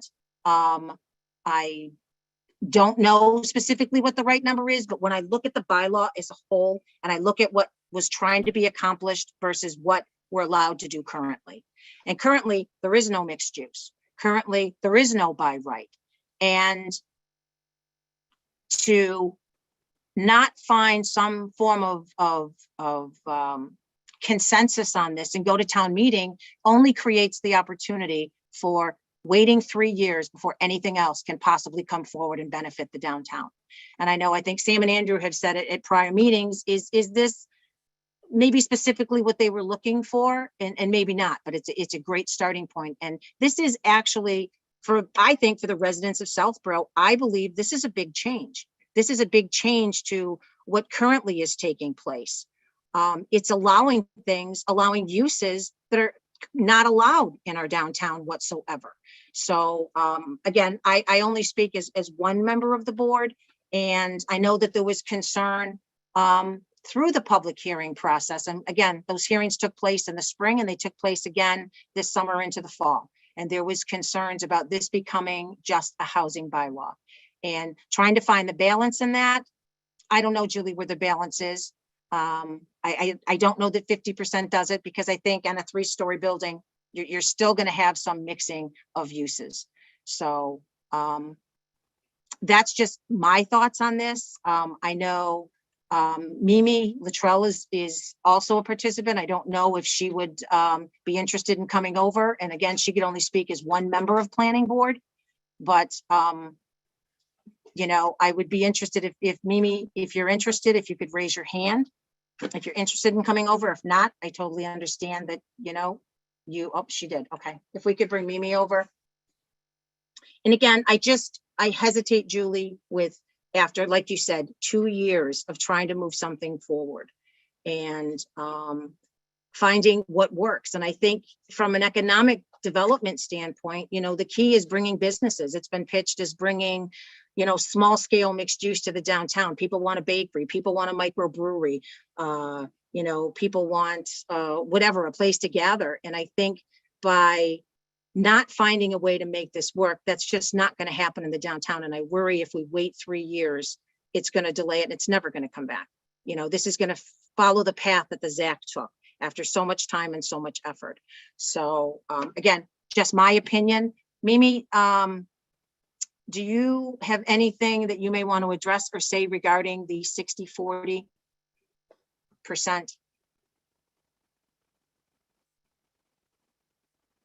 Sure. Good evening, everyone. My understanding of the thought behind the 60-40 is that the minimum requirement of 10% commercial would allow a building which is 90% residential. And residential is much, much easier to do. So you would get 10% commercial and 90% residential, more than likely. It was my understanding that the reason for the mixed use was to bring small scale commercial development to the downtown. And when there's such a heavy emphasis on residential, you're not going to get that small But scale that's not commercial the current state of development. the bylaw. There's no 90%. That wasn't what was intended. Excuse me, Julie, I was speaking. A 10% minimum of commercial opens up. You would meet the by right requirements of the bylaw if you had 10% commercial and 90% residential. And in other towns, that has been an issue. They've had buildings with an ATM and then all residential. So I think the 60-40, if it's supposed to be a bylaw to encourage commercial development, you should zone for what you're trying to encourage, then there should be a skew towards commercial and not residential. Thank you, Mimi. Mr. Healy. I guess two things. Number one is just the logistics of this. My vote at our last meeting about the demolition bylaw was, I think I've made it pretty clear the last couple of meetings, was I think it's important to make it part of the warrant for the special town meeting. And I can count votes, and at least for purposes of the last couple of meetings, there was not going to be a consensus right now. That could change on the Board of Selectmen to change the recommendation that came from the planning board. I guess a couple of things from a logistics standpoint. That doesn't mean it can't change at town meeting. I will tell you, since the vote by the planning board, and since I got back into town, and I've actually had my computer and everything like that able to be researched, I guess a couple of things have struck me. And I have no idea, but this is why I think it's important to have it on the warrant and to have this played out at town meeting, because I actually think this is an incredibly important decision for Southborough.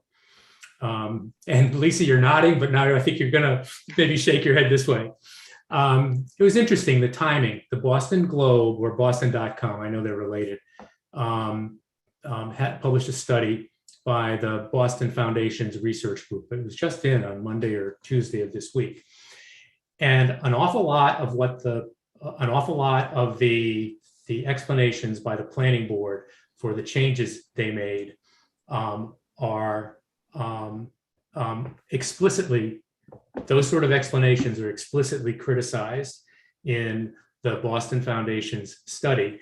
And basically, the reasons they're criticized is because these are explanations, rationales, et cetera, that are routinely and continually offered by suburban communities to keep out downtown residential development. I agree with Ms. Connolly. I thought that was one of the rationales, one of the main rationales for this whole initiative. I hear, on the one hand, maybe you're dwelling on 10%. Julie's saying we don't like 40%.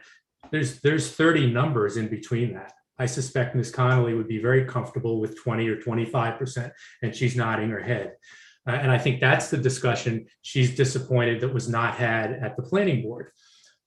Discussion also that was not had at the planning board is exactly what I just laid out. And that is the rationales that were specifically, explicitly stated by the planning board are the rationales that are always used to keep out exactly what our master plans forever have said we as a town want to do. And again, what I said at one of the last meetings is, we've been very good at talking the talk about wanting diversity, about wanting inclusion, about wanting equity, about bringing different forms of housing. That doesn't mean just out on Route 9, stuck in a corner. It means focusing on our downtown. And as I said, I encourage everybody to read the study that just came out by the Boston Foundation, because that's why I think, though, it's important for this to be on the special town meeting warrant. I think Southborough has to make a decision. Do we walk the walk or do we just talk the talk? And I think if we end up adopting a provision with, limiting the number of residential units, putting a cap on them which strikes me as a very arbitrary number, 40%, that's going to say something very unfortunate, in my view, about the town of Southborough and its commitment to what it says it's committed to.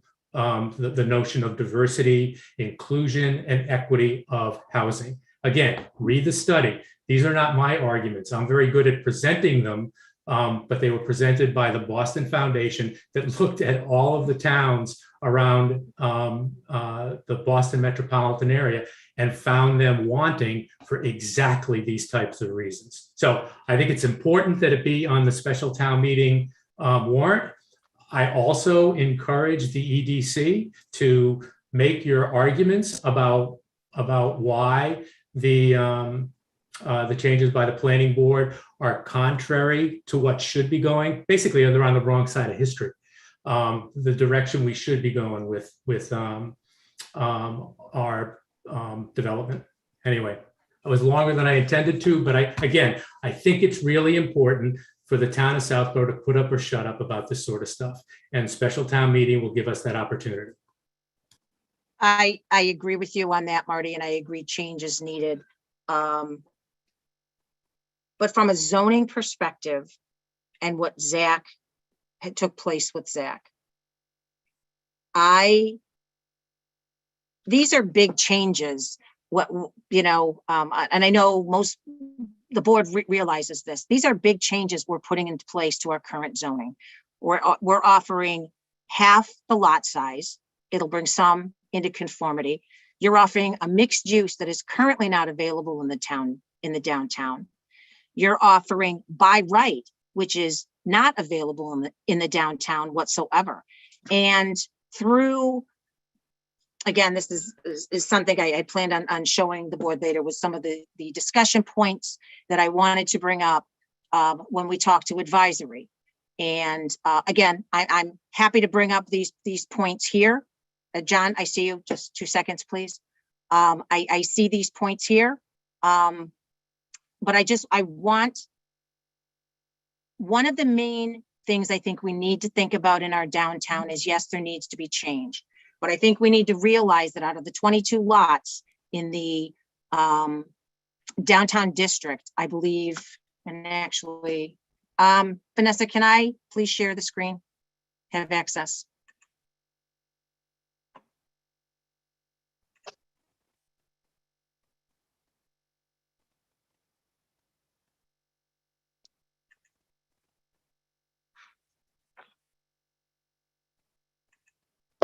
Thank you. So can everyone see? Let me see if I can make this bigger. The graphic that I've put up. I think some things we need to really focus on as we're looking at what we want to do in the downtown is out of the 22 lots, 11 of these lots are historic, which I think says a lot when we're looking at what could be or what couldn't be downtown. And I think from my perspective, and again, I'm one of 5, the guardrails need to be in place that somebody just doesn't buy up some of these lots, tear them down and put in something that is losing the heritage. And we've all talked about the historic downtown and how important it is. So I think guardrails need to be in place for that. Also, if you look at the FARs that are listed here currently, 11 of them are below the 0.30 that's being proposed. Does that mean that specifically there's change? I know that EDC had sent a sheet over earlier today that showed 11 Main Street at a 0.32. I verified with the town clerk, the 21,000 square feet that they mentioned did not include the basement, which is being built. So 11 Main Street right now is at a 0.42 FAR. And if you look at the lot at 11 Main Street, you see how much is pavement. And I think that's another thing that this board needs to consider when you're talking about what to allow downtown as well. Let me see if I can just move this down. So there's been a lot of talk and about using, specific lots, because we didn't want this to be about specific lots. But I'm going to, because, we've talked a lot about 2 East Main Street. This was what was proposed on 2 East Main Street at a 0.328 FAR.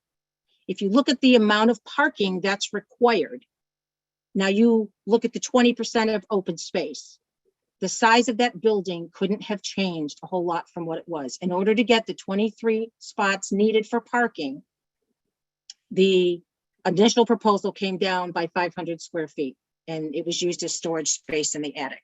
And I think another thing that we haven't really talked about, hold on 2 seconds, sorry, is the definition of when we're talking about what a gross floor area means. And it's exclusive of elevators, stairwells, garages, basements, and other areas used for storage.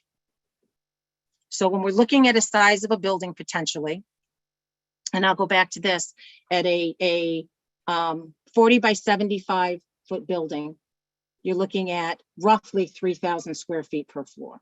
Obviously, the top floor was a little bit different. They went with a 560 based on the number of parking spots. As I went through, and I am not a mathematician by any means, as I went through and was doing some general calculations as to what could be done and how we could do something, adding the residential component, and even at a 40%, I came up with roughly different numbers, but I came down to it 16 parking spots. Currently, what the zoning calls for would be 23 on a 6,500 square foot use. And we have to remember the building size is different than the building use size. So again, I think it's very telling when you're looking at what we're looking to do. And this was based on fire apparatus turning plan and with the 23 parking spots. I will add, this was one of what was being proposed. It's a beautiful building. There's no question about it. When it went down to 6,500 feet, this was still what was being proposed. The differences in the building had to do with the attic space. And you can see here, this is the 3rd floor, only 560 square feet of the 3rd floor was going to be used for this building based on the number of parking spaces required. So by changing the code, which we are looking to do, you're also changing the number of parking spots required. I'm sorry, let me just go back to this. So for instance, in doing the calculations, the current zoning for an eating establishment per se requires 1 parking spot per 3 seats and 1 for an employee. What's currently being proposed will require 1 for every 4 seats. We've been talking a lot about what the taxpayers of this town on surveys and whatnot have talked about. They want small scale eateries, small scale, microbreweries potentially. Parking becomes a serious calculation when you're looking at this. Also, for an office space, currently it's 3.5 spaces per 1,000 feet. That's why we came up with the 23.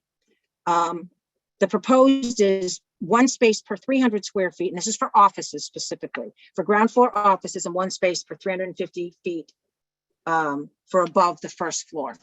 So I think we're creating opportunity here, but I think when we talk about the size of a building and what can be allowed on 1, 2, or 3 stories, we need to also take a look at what is actually allowed. This was a 0.328. And I had said this at a prior meeting. I thought the number was 33. But when I dug back through to find out where I got that number from, I think it's important for the board and the public to realize it's more than just a building. And if you look at what the requirement is for parking, it has a significant impact on what can be built.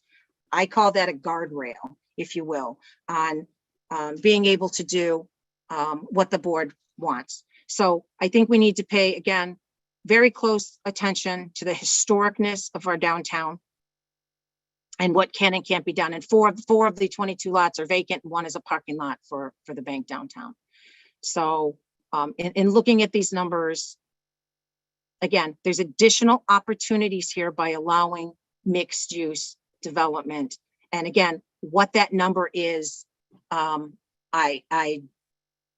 don't know, but I think something is better than nothing. And I'll open it up to the board. And again, Marty, I'm not looking to sway you or change you. I just want to put additional facts out there that as we're looking at the downtown, what the general scope is of what's currently down there. And Lisa, I'll just jump in. I hear you, and I agree with an awful lot of what you said.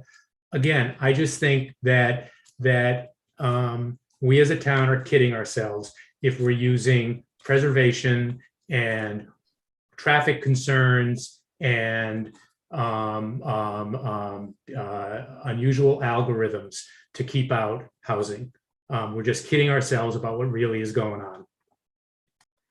And if I might, as Sure. we do have the EDC here, and I'm very glad that you have this particular screen up, because in the far left-hand column is year built.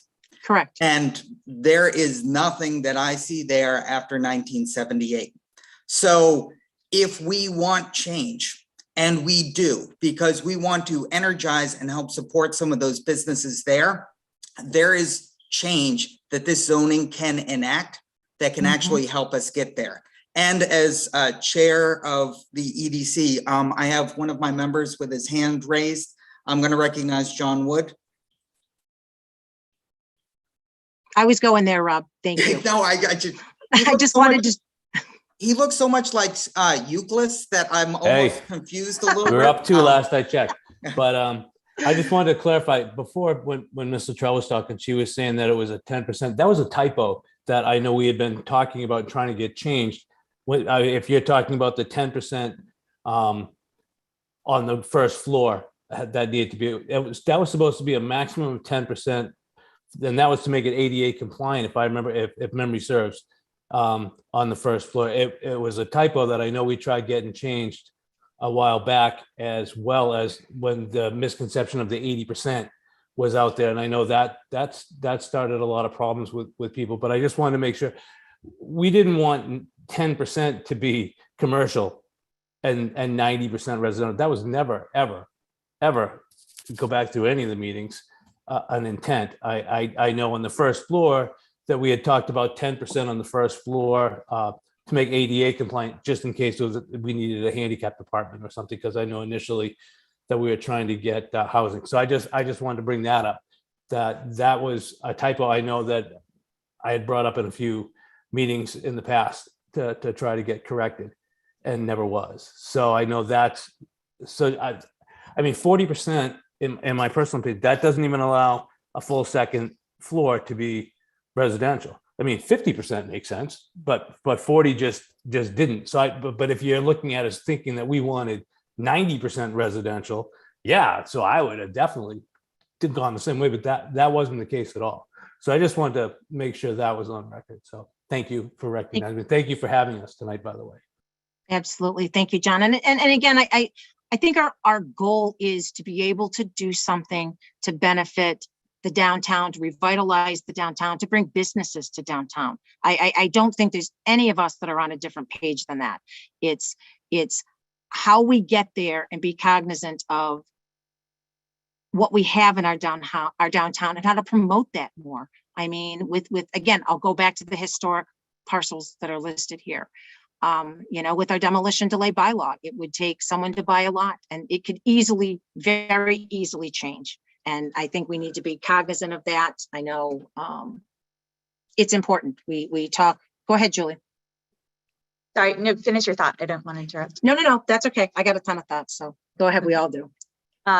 Yes, thank you for clearing that up, John. Absolutely, you know, bringing in businesses is you know, that's why we came here. That's why we're doing this work. I agree that, you know, I also want to clarify that we're absolutely willing to compromise. I don't know what the right number is. To me, 40% just doesn't allow for the mixed use. And let me explain why mixed use is important. I think it's important for several different reasons. One, that's sort of the modern economic development that's being promoted at every level of government. From, you know, there's a state economic development office that we've worked with in the past. They're promoting that as well. It's sustainable. It's sort of the mode of the future. People want to have communities that are walkable, that are bikeable, where they can go downstairs from their apartment and they can, you know, go grab a coffee or whatever. Also, you know, it's very expensive to do construction right now. So to encourage and foster somebody to come in and put forth a project, having an opportunity to have a few residential units over commercial units makes a project economically viable and can help bring on that kind of investment that we're looking for. I absolutely take your point about historical, and you know, I think we spent a lot of time addressing that in the design guidelines. That was one of the reasons why we wanted to put forth the design guidelines, is to make sure that certain preservations, including historical, were addressed. That's why we included Mr. Weishan on that committee, because that's important to us. And you know, I think we're all on the same page as that. So, you know, the other thing that I wanted to point out in that chart that Ms. Brascio put forward, you know, you did show that many of the buildings, I think about half of them were under the 0.30 FAR, but also many of them are over. And if we're saying we're trying to spur development that's in line with what we have now, many of the buildings have a much higher FAR than the 0.30. I also noticed that 0.30 is the FAR for Res B. If we're looking to make a downtown district that's distinctive, that's different, that if we're putting zoning in that's different from the rest of from other zoning districts, because we're trying to spur this development, having something larger than what is allowed in Res B certainly makes sense to me.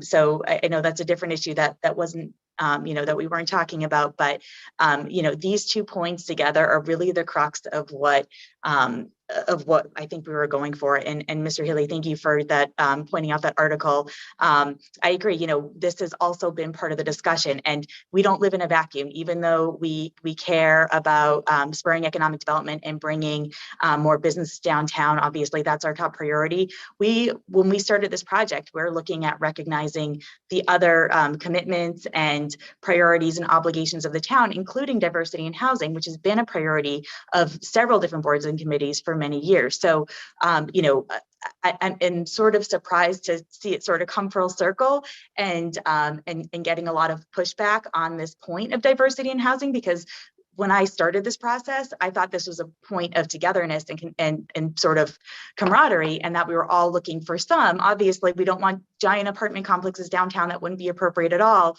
But in a mixed use setting, allowing for a certain number of diversity in housing, which will spur economic development because they'll allow people to come into town that otherwise, and to work in these businesses that otherwise might not be able to afford it, and will spur diversity in every sense of the word, in age, and allowing places potentially for people to downsize and stay in town. There's lots of positive benefits for having a diversity in housing stock that every boarding committee has acknowledged that that is a deficiency of this town. So again, all these things sort of tie together. We're not in a silo here, and I'm sort of surprised that it's come back to, for lack of a better word, accusations that we're making this a housing bylaw, because that's not it. But mixed use is an important piece of economic development, and it's an important piece of moving our town successfully into the future. Thank you. Mimi?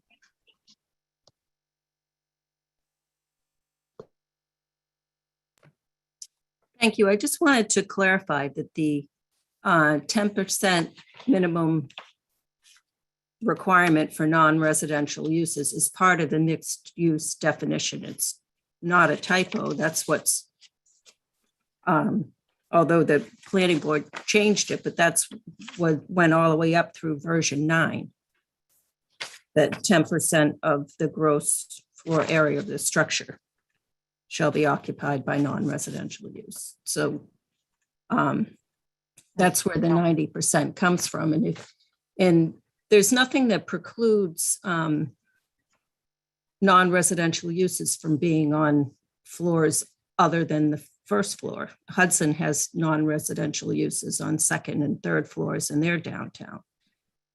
So you can mix things up any way you want. The issue with having such a low requirement for the commercial is that you're not encouraging commercial at all. You'll just get residential. And there've been many case studies of large mixed use buildings that have the big commercial space on the first floor and 2 or 3 floors of apartments, and that commercial space has remained vacant because the developer and the landlord gets the income they need from the residential. And they don't have to go after the commercial space occupancy.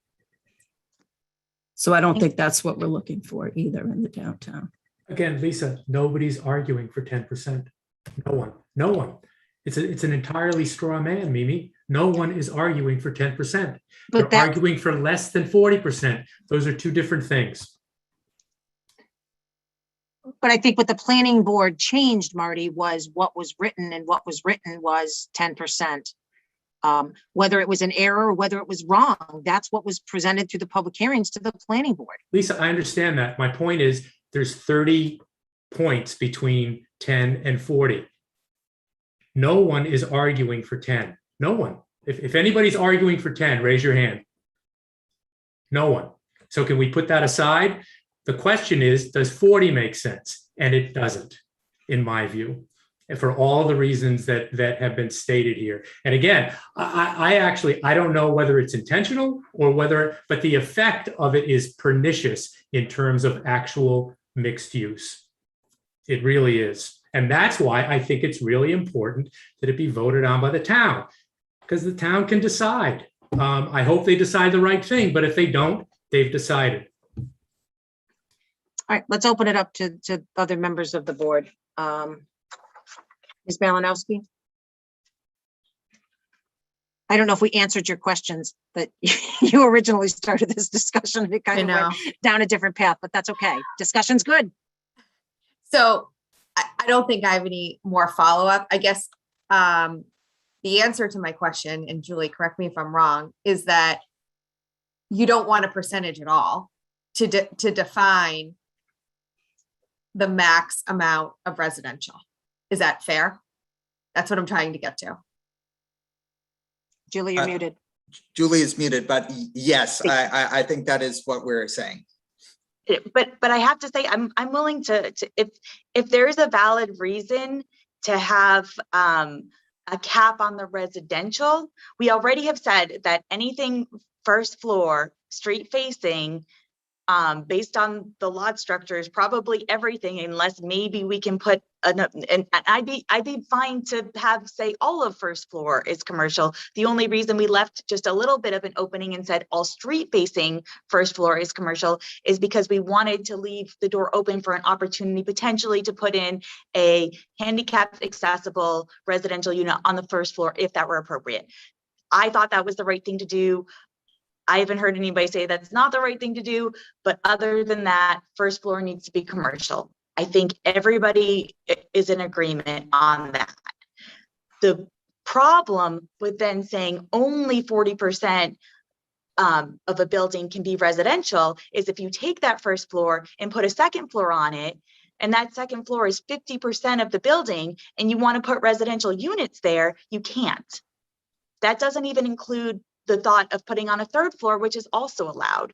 So I think that the restrictions in place right now, as is, that say everything on the first floor that's street facing is commercial, are enough to make sure that the first floor is commercial use. If you want to say, if everybody says that it's too confusing to even leave a door open, even if it means, you know, or maybe there's a special permit, maybe forced, if you want to have a first floor residential unit specifically to allow for an ADA accessibility, then get a special permit. I don't know, maybe that's the answer because it seems to be confusing people, but we want commercial space on the first floor. On the second floor, we want residential. Maybe we want office. You can't really do commercial space on the second floor. That just doesn't work. Maybe office space works fine.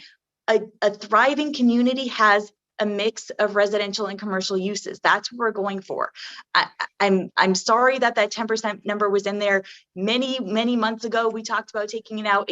I don't know why it took so long to come out. That was a mistake. That's never what anybody wanted. But we want commercial on the first floor, and restricting the 40%. Restricting residential to 40% literally makes it not possible to have a first floor commercial space with the second floor of residential space. That's literally not possible right now. And that's my real concern here. Ms. Malinowski.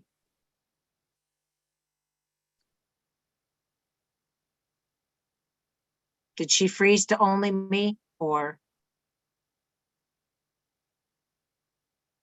Her video looks frozen to me as well. Yeah, Okay. it appeared frozen. Okay, so Chelsea, we'll come back to you. We'll go, Mr. Stivers.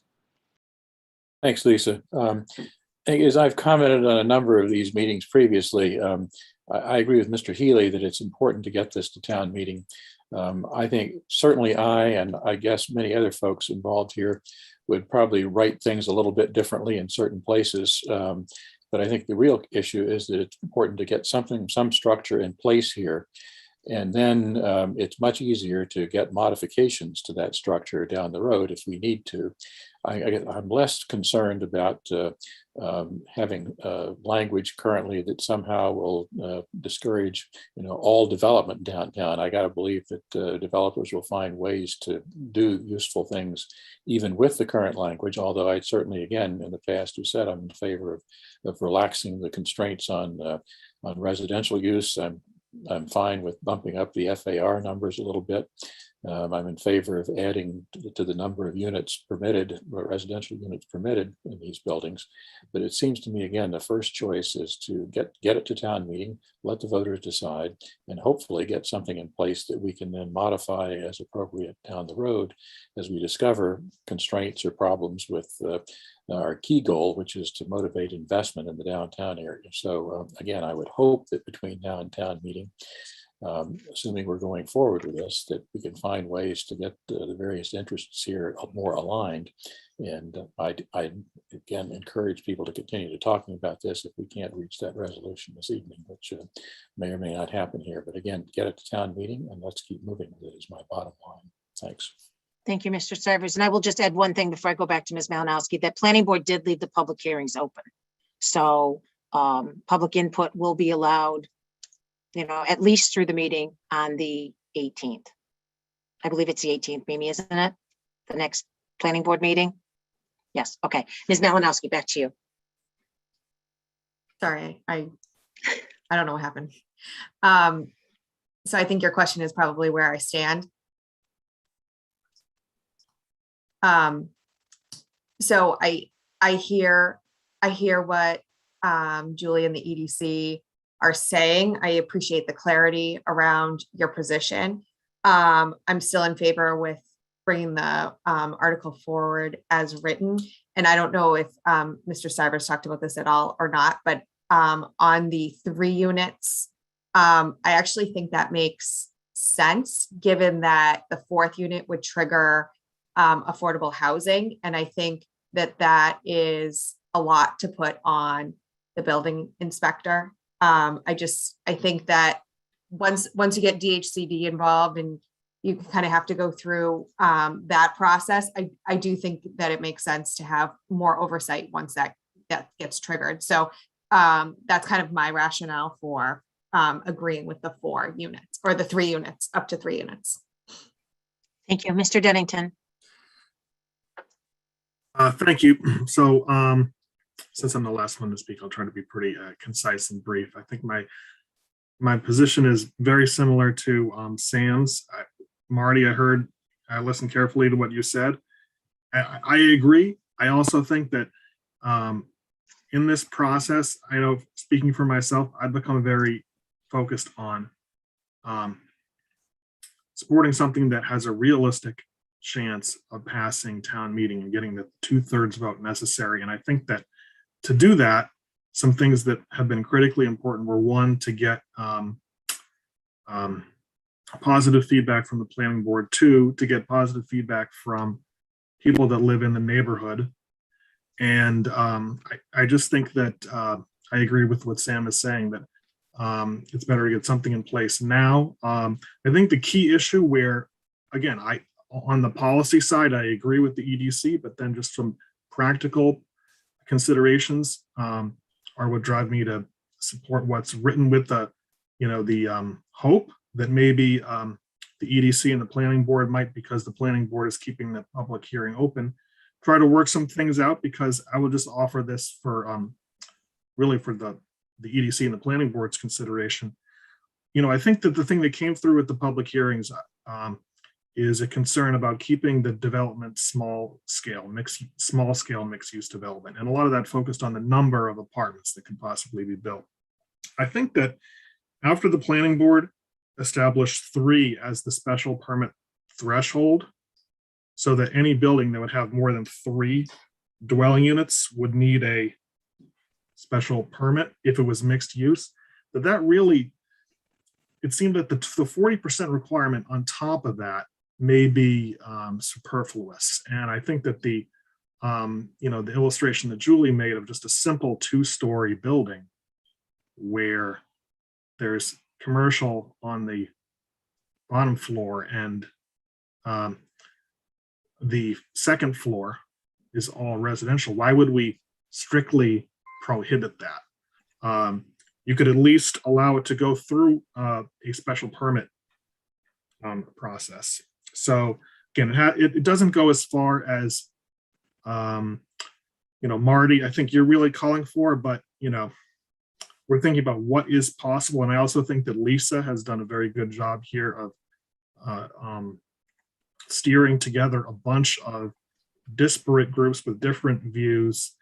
And I think she deserves a lot of credit for where we are. We are closer than ever to having a real substantial change in the downtown zoning and the ZAC issue. This is before my time. So I moved to town in 2013. So I don't know when ZAC was, a little bit before that, but just I have constantly heard about how that kind of hangs over. That is the ultimate illustration of where an ambitious thing wasn't able to work out. So this has been an ambitious thing that is very, very close to actually coming to town meeting and actually standing a good chance of passing, if we can bring ourselves to, get behind it and realize that we're not going to, each group is not going to get everything they want. But I don't like the idea of having this fall apart over an agreement about, this number of floors. That I understand they're important and they affect what gets built. But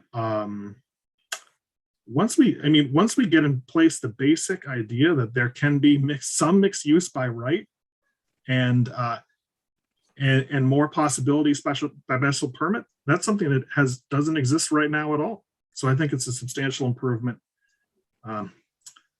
So I think from the BOS standpoint, that I would be prepared to support what's printed in the draft warrant now. I'd also be prepared to support something that resulted from some further discussions between EDC and Planning Board. And this is jumping ahead a little bit, but there is a significant typo, I think, in the draft warrant and part of it that I think we should address, because I think it doesn't accurately reflect a Planning Board vote that came up. I don't know if you want to. Andrew, do you want to just hold that until the Sure. next, we're going to actually go through the articles. So, Okay, but it's important enough that we shouldn't forget it. So please remind me if we do. Mr. Purple, you're the reminder. Make a note, please. Also, so I think, again, I appreciate the discussions that we're having here. You know, there's another planning board meeting on the 18th.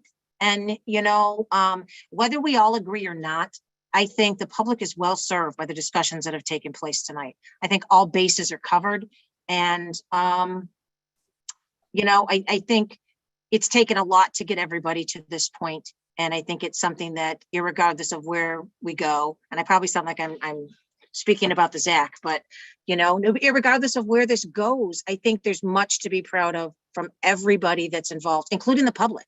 The public had, you know, many opportunities through 2 different sets of public hearings to have their voice heard.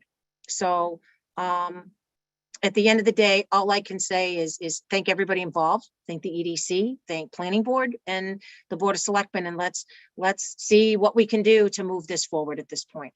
So. And Madam Chairwoman, Yes. I thank you for the opportunity. I would be remiss if I did not say that the simple act of getting the zoning through should not be enough for us to say it is a success. What we actually have to do is encourage the development and actually have zoning that's out there where developers want to make the choice between us and another community. If we have restrictive zoning, which some of the things that the Planning Board has put in are kept in place, we might have mixed use zoning and can pat ourselves on the back that we got it through and everyone came together. But unless we actually have developers willing to step up and start working with us to bring us the type of projects that we want, we're not going to see the downtown change. I come back to the fact that there are empty lots in our downtown. And the last time that there was any construction was 1978. That is almost as old as I am. And there are also buildings that could be rehabbed and refurbished and repurposed. The zoning should do that.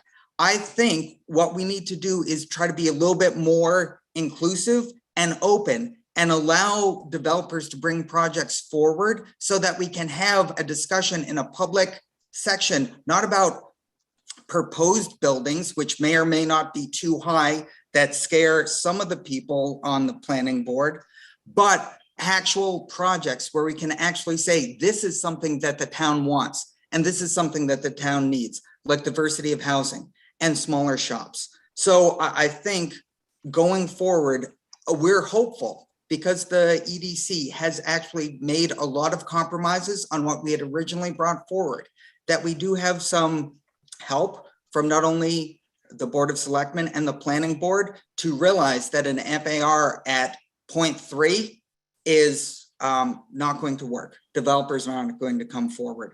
And that if we have a limiting factor of 3 housing units, developers are not going to come forward. What good is having a zoning change if no developer comes to the table? And I think that's one of the things that we debate at the EDC meeting, and we always welcome the public comment from those people coming as well. So as chair, once again, I want to say thank you. But I just want to make sure that people understood that just getting the zoning passed is not enough. We need a little bit more. All right. Thank you, Mr. Anderson. So while we're going to move on from this discussion, would you like to adjourn your meeting, or are you going to stay through the end of our meeting? I mean, you can certainly raise your hand and we can you know. I'm going to go watch the Red Sox game, and I would encourage some of my other members to do as well. So I am actually going to accept a motion to adjourn the EDC's October 5th meeting. So moved. Second. I heard Alan, I hear John a second. I'm going to do roll call vote. Alan, Yes. John Wood. Yes, Sox are up by 3. Okay, Julie Connolly. Yeah.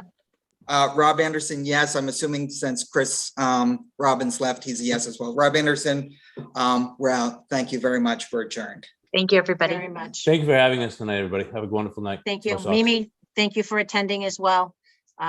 Much appreciated. Thank you, board. Have a good night. Thank you, you too. Thanks. All right. That being said, we will continue on with updates and ordering of articles. So we can walk through these. Andrew, do you want to go to yours before I forget? I know Mr. Purple took a good note, but. Yeah, it's C7. C7 of the Article 10. Okay, C7 of Article 10. Okay. Under permitted uses, Andrew? Permanent uses by special board from the planning board. 7, Oh. it says multi-family dwelling up to 12 units, not to exceed 10 units. So it's just a typo. It Got it. should be just, you should strike up to 12 units. 'cause Correct. the planning board- Okay. Yeah, I think And so. that I'll go was- back and double check that as well. Yeah, that was something that the town planner had brought to me. And so when I went through Yep. this tonight, I was going to mention that that was one of the things that was adjusted because it was an obvious typo. Okay, Thank you. great. So I think we can, Mr. Purple, will go through the articles. And if there's any updates that you would like to share, as well as any questions or comments of the board. My first question is to the board, does anybody have an issue with how we currently have the articles in the order that we have them? I mean, it's pretty basic. I mean, I think the downtown district as the last article is the important piece. So, and as far as anything else, everybody's going to be there anyway. I mean, the personnel bylaw, obviously the SAP change with Ms. Rosenblum. Does anyone have an issue with that being first? I guess we'll do it that way. No, okay. So amend town code select board we never took a Mr. Purple, sorry. I'm sorry. I just wanted to point out one thing.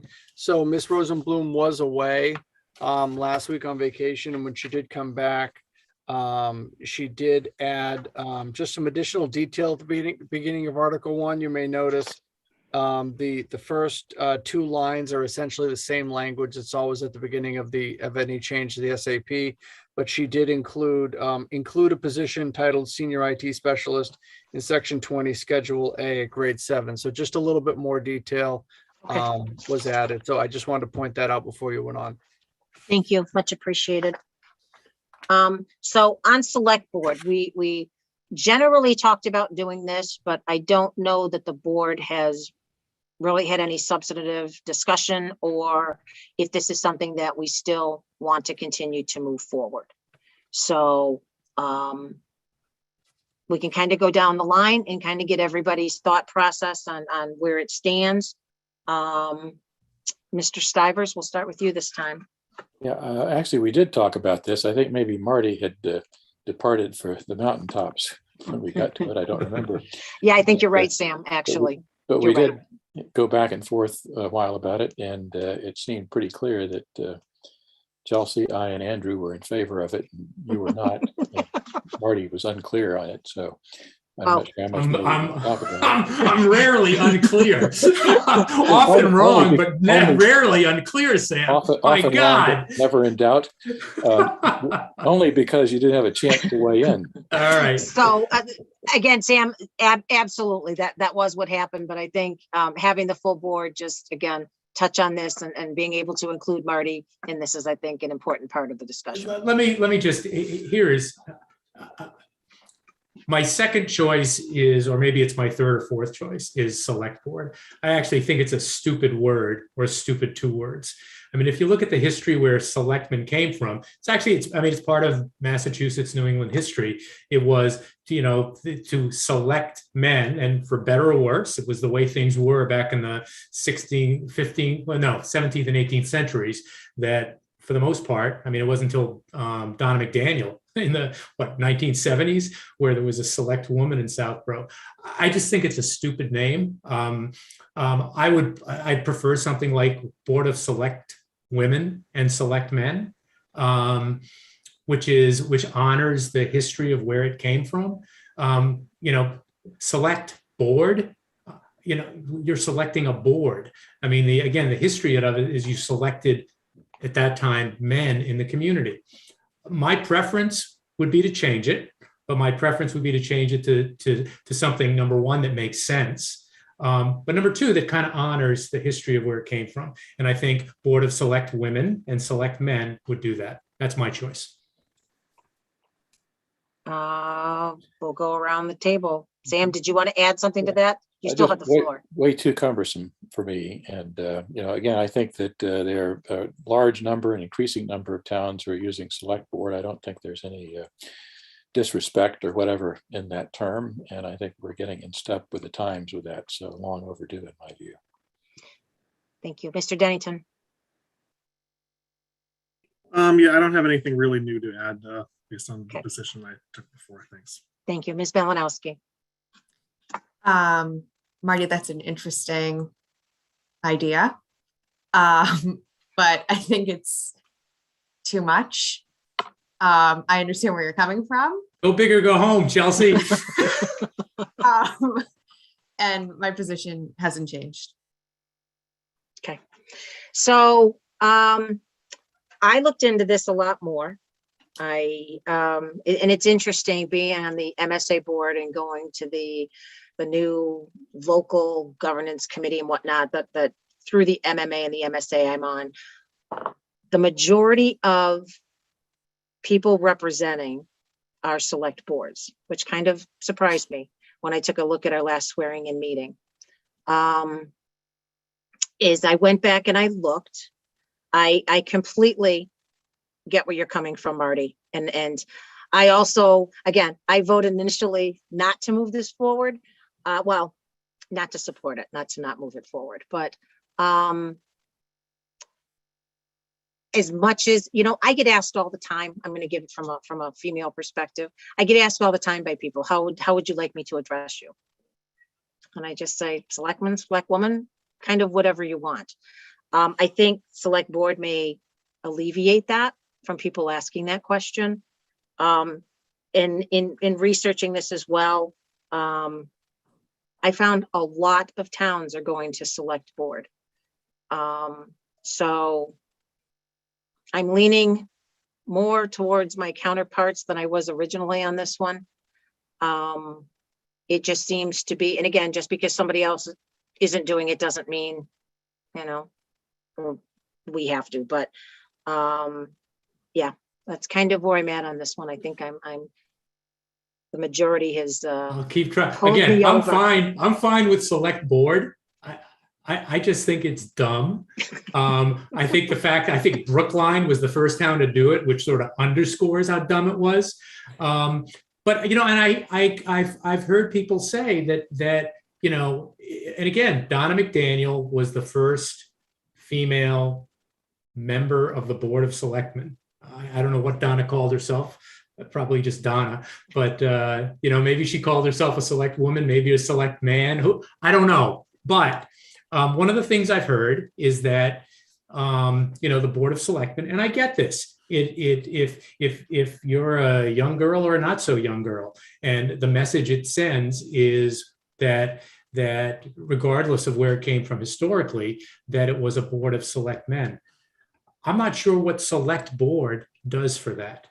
Board of Select Women and Select Men underscores that this is a board for women and men, as opposed to, again, what I think is a stupid name for the entity that represents a town.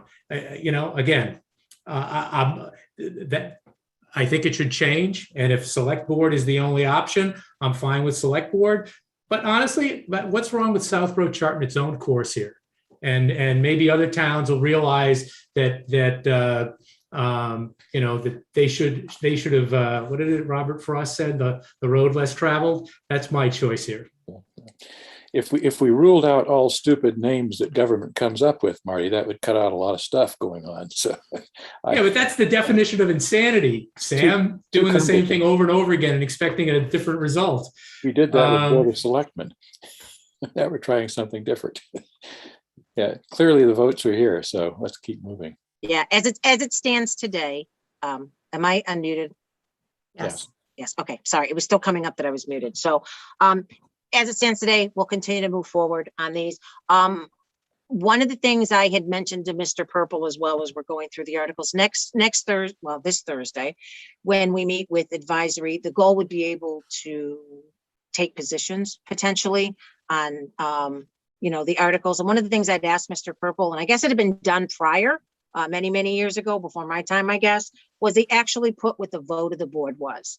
And I know we've participated in a lot of meetings where somebody will ask the question, where did the vote, what was the actual vote of the board? So I suggested to Mr. Purple that maybe for this town meeting specifically, and hopefully going forward, if and when we take those positions, it's printed in the warrant next to, instead of just saying support. Because I think, again, if somebody doesn't support an article, I think it's just as important as those that do. So, and I think the public has a right to know that.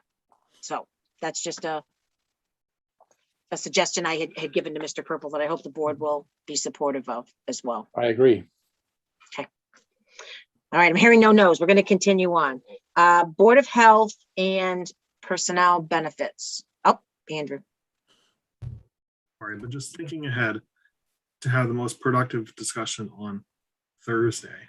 Yes. About taking positions on articles. I reviewed it and just wanted to talk about Article 4, where it's a request to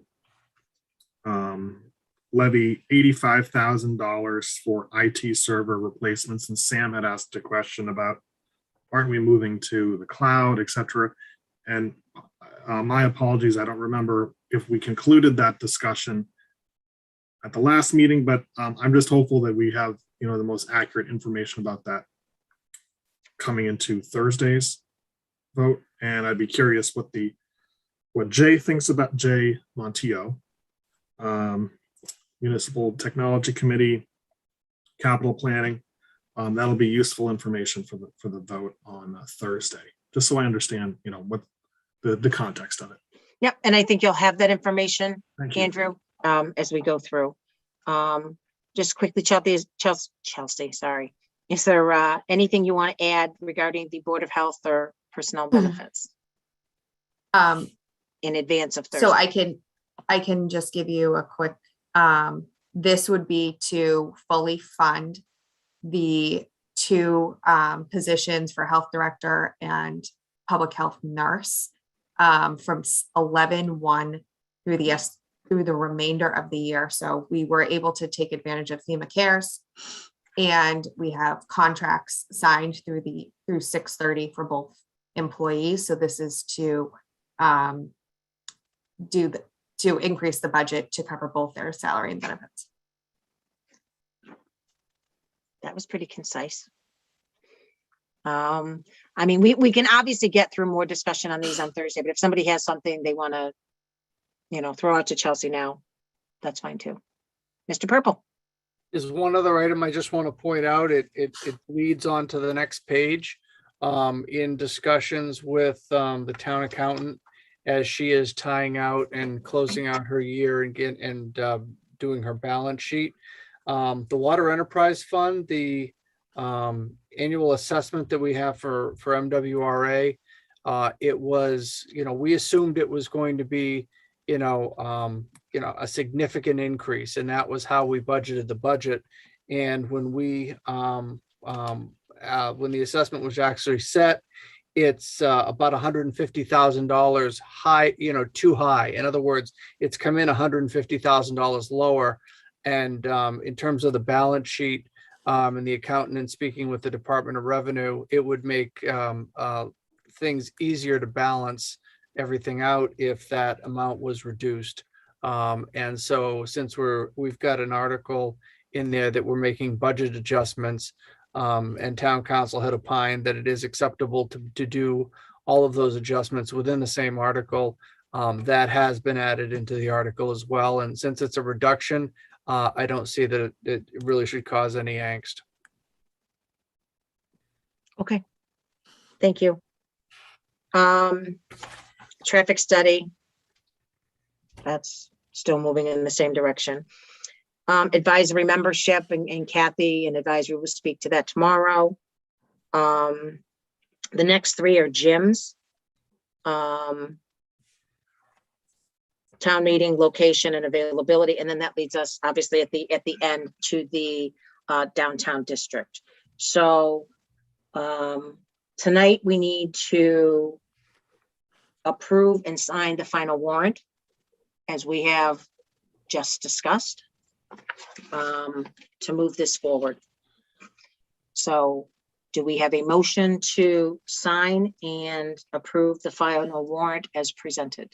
So move. Okay. Stick to the change on the typo. Yes, exactly. The change on the typo. Thank you, Andrew. With Andrew's typo change. With Andrew typo's change. Okay. Do we have a second? I know that we're kind of both together. Sam or Marty? It was my motion. I beat him that time. You did. So Second. Sam, thank you, Sam. Mr. Dennington, Aye. Mr. Stivers, Aye. Ms. Melanowski, Aye. Mr. Healy, Aye. and Ms. Braccio. Aye. Great. Thank you very much for that. Go ahead, Andrew. When you say we voted to sign it, we need to actually come to the townhouse and sign it. Okay. We do. We do. When will that be ready? Make a note of mine. This is my Tomorrow? Yeah, I would say that would probably be ready by 10 o'clock in the morning. I could send an email out to the board. But if Mr. Hegarty was still here, he would tell you that he needs wet signatures. Yeah. So, and like I said, if you want to make it easier, I need a majority of the board to sign it. Unless everyone really wants to sign it, I can always send something out saying I have three. Unless, somebody wants to come in and make sure that it is signed. I can So come in. I can come in as well. I can come in. Okay. All right, we are good. There you go. You're Okay, five. all five. All five will be coming at some point tomorrow. Okay. That leads us to C, continuation of Q4 financial review, EEA grant. Ms. Melanowski. Thank you, Ms. Braccio. I'd asked for this to be put on the agenda for tonight at our last meeting, or second to last meeting. So as part of the FY21 review, I had some questions on EDC's consulting budget because almost all of it was used. And when that budget was presented and discussed in May of 2020, I was on advisory and was told that the purpose of the budget was to apply for grants, including grants on Route 9. So as I looked at the details, it led to some more questions I had about how EEA grant funds and in-kind funds related to those grants were spent in FY21. And my finding was that up to $2,500 of grants and town funds were spent on advocacy materials for the downtown district. And I had been under the impression that town funds, including budgets or reimbursements from grants, could not be spent on advocacy for a position on a warrant article. So to be sure, I sought town council opinion on this. And the answer from council is that policymaking boards can use town funds to advocate such a position. So I actually didn't know that. And so since I got that opinion, I went through and read the EDC bylaw, and I don't believe or read it as that they're a policymaking board. So I would like this board's thoughts on bringing a policy forward to eliminate any ambiguity and to ensure the integrity and credibility of any grant processes coming forward before us.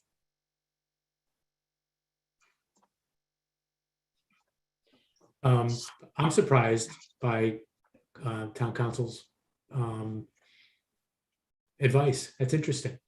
Mhm. I didn't think town funds could be used, but the interesting thing, but now, and I'm not sure if you asked him this, Chelsea, when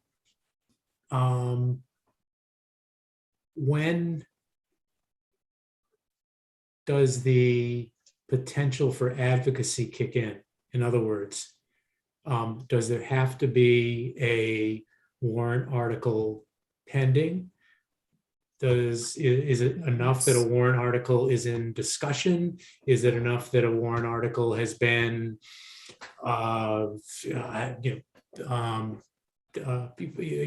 passed on for purposes of what is the trigger? Or if that hasn't been asked, maybe that's a good question for us to ask. I'm not sure that I'm going to answer your question, but if the materials advocate for saying yes to something, that would be the trigger. So I don't know that it's necessarily a timing issue Mhm. with where it is in the process, but educational materials are within bounds of expenditures.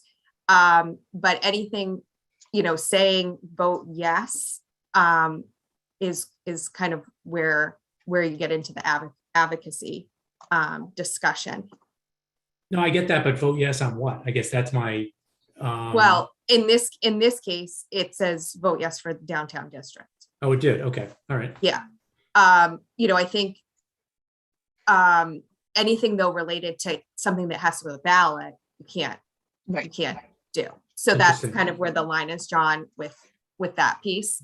But As I said, I'm surprised that means that the Board of Selectmen can. Yes. Geez. Not something I would ever do, Marty. Let me Not tell sure you. that's a very good idea. No, Yeah. not at all. I would never And- support that. Yeah. And who is and who isn't a policy-making board? I think that's another. Well, interesting so that's where the ambiguity piece comes in, Sam. Yeah. And that's why I think we as a board need to decide if we need to put some guardrails in place here, because I think some mistakes were made on this. And I think we need to tighten up our process and put something in writing that gives guidance on this particular issue. I agree. And town council obviously would have some opinions on it, but it's worth clarifying, certainly, I think. Andrew? So Chelsea, I'm very glad you brought this up, because I know this is related to a concern that Mr. Kalenda had also expressed about planning board advocacy for the illumination bylaw. So, in terms of what specifically to do, I think maybe some boards just are not really cognizant of the issue, maybe, and that just some simple information might be helpful. If just like we drafted a policy about over the years of different things, of just a 1 or 2 page document, and just get distributed, and it's not really it's the policy of at least the Board of Selectmen or Select Board to I'm not going to try to define it right now, but don't use town money to advocate for the passage or defeat of a article at town meeting.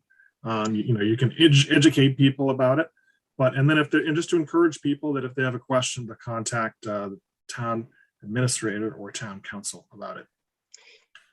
Andrew, I'm just going to piggyback a little bit on what you just said. When this issue came up regarding the planning board, that bill was never submitted to the town.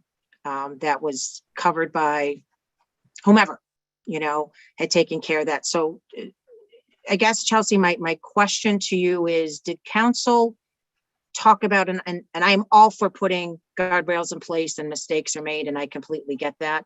But is there any suggestion from council as far as a remedy to the fact that funds were spent in a way that they may not have should have been spent? Did he give you any guidance on that at all?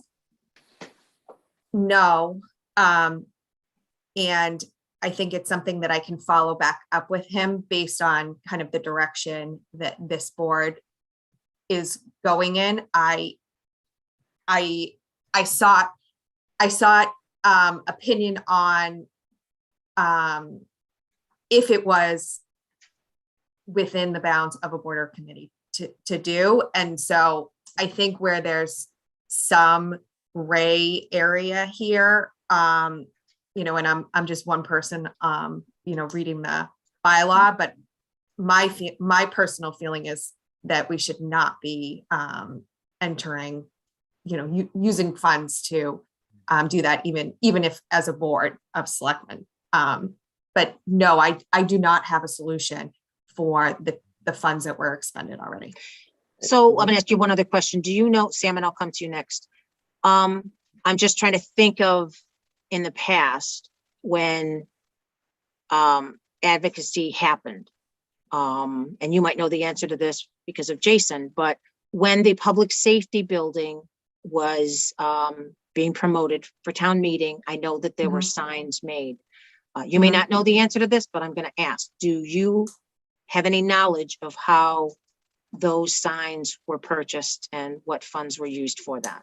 Yeah, they use their personal funds from the Public Safety Study Committee. That group paid for them themselves. Okay. So I'm not aware of an advocacy use in town. I haven't come across one. So I just was surprised when council gave that. No, and again, I appreciate the due diligence that, you know, we put a lot of trust in you to be our finance liaison, and I think you've done a great job. Sam, go ahead. A good point, Chelsea. I guess it's certainly worth thinking about some more. I'm concerned about one aspect here, in that if we have a committee that we've appointed to do something, it seems to me that it's a little unreasonable to tie their hands in terms of saying we come up with a proposal that we want town meeting to adopt and the selectmen to support, for example, but we can't spend our budget money on explanatory material saying, here are the reasons that you should support this for handout at town meeting, for example. So it seems to me that it's worth trying to think of a way that we don't tie people's hands unreasonably for these kinds of things, but yet clearly we don't want, you know, town funds going to things that people shouldn't be spending money on, so forth. I don't actually have a great answer to that, but I'd certainly like to think about it. It seems to me there's value in balancing some of those things. Even as we're talking, I'm looking, the virtue of having multiple screens. You know, I'm researching. I wondered if it was the Office of Campaign and Political Finance, which is Michael Sullivan's shop. And not surprisingly, there are a couple of, maybe you've seen these, Chelsea, I don't know. But it is murky. It's murky about, and it does impact the timing. So I think having Jay, I mean, he'll know to go right to these and look at it, but I think it's for our own benefit. It will be helpful to have this spelled out so that we're so that nobody's stubbing their toe about something like this. Right.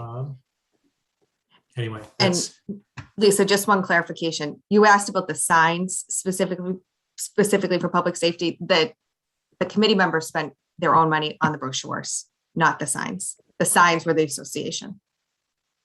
Okay. Oh, that would make sense. The police and fire. Okay.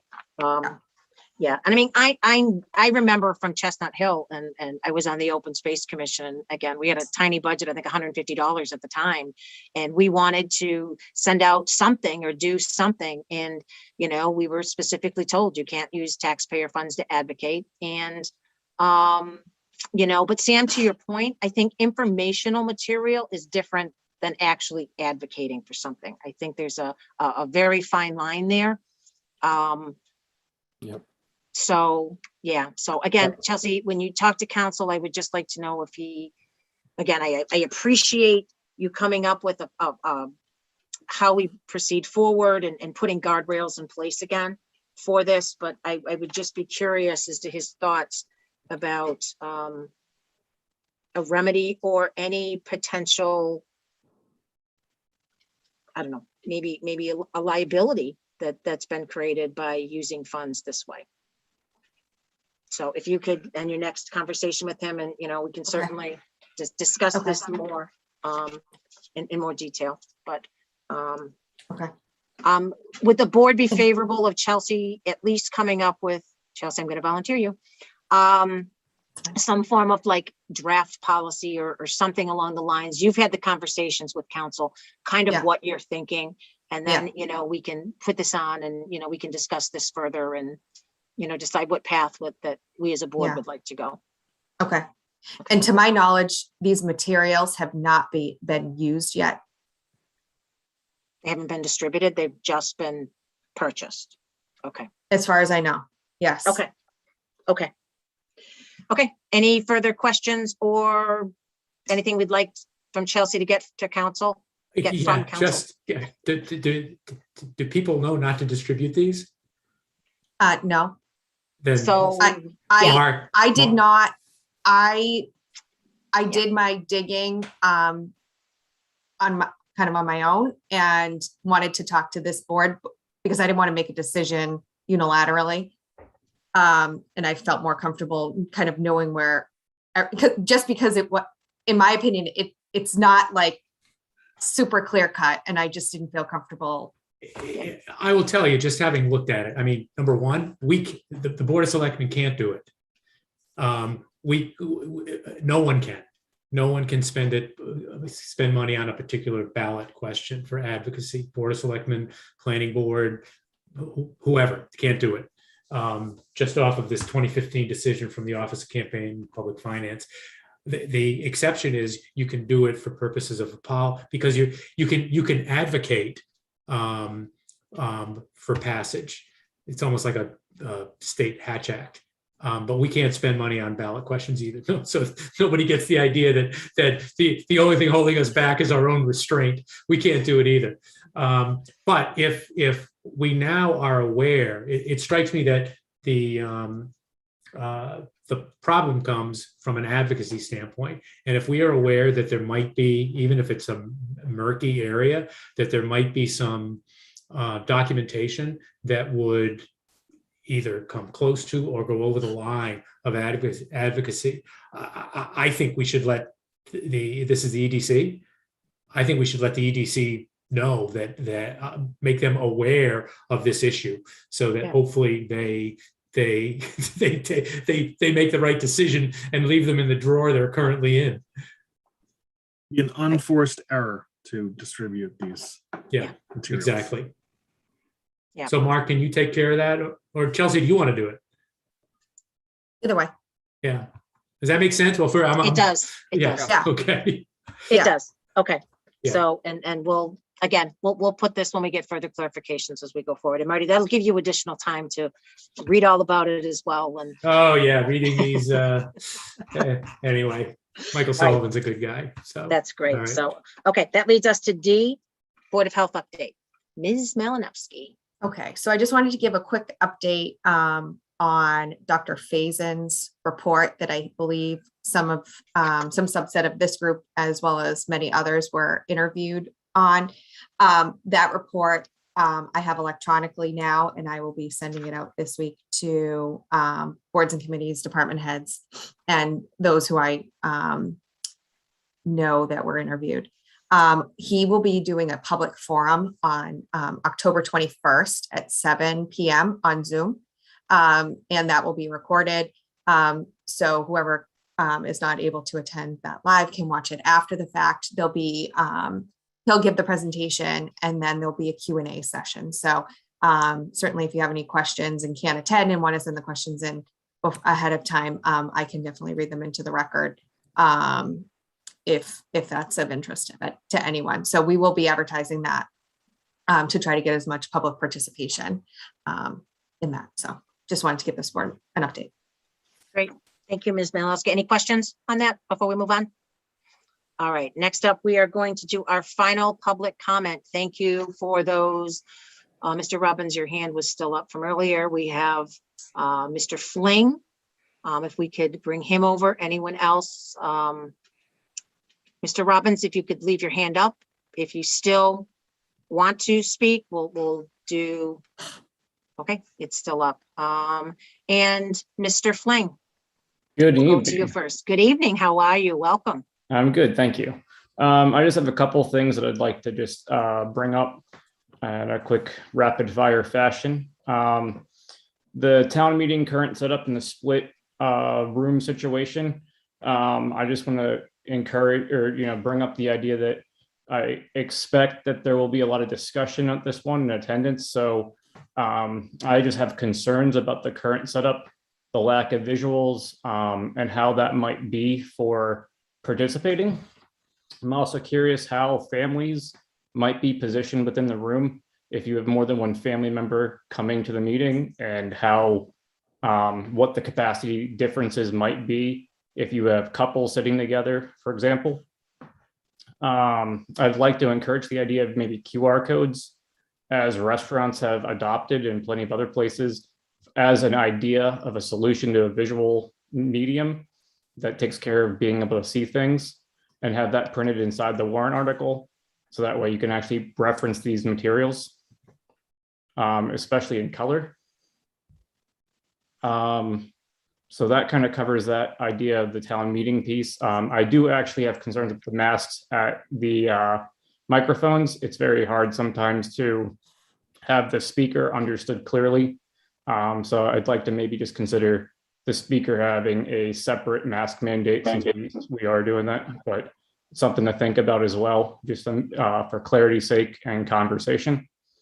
For the downtown district, the FAR chart that was showed earlier has most buildings today at a 0.3 FAR, and they are not multi-use. So any sort of change to that would be far exceeding probably what the 0.3 FAR would be, adding either a vertical or expanded first floor. So I'd like to just kind of have that consideration kept forefront for any future conversations, that maybe the 0.3 might be restrictive for expanded use. Those were my only comments. Wonderful. Andrew? After Fling's comment made me, I apologize for not raising this before, but in the warrant, at the very end about the downtown district, the portion where part 7 is adding the map, but we did not have the map in the warrant. Okay, so I guess my question is, I think at a prior meeting where we discussed this, we talked about, does it need to be a separate article? I don't know if anyone else has noticed this. Should the map be the map which the planning board agreed on? Should that map be included in the printed warrant? So council has opined it didn't need to be a separate article, but if the board wants to add it into the actual warrant, that's something that can be done. But Mark, if it goes in the actual warrant, then it becomes part of the code.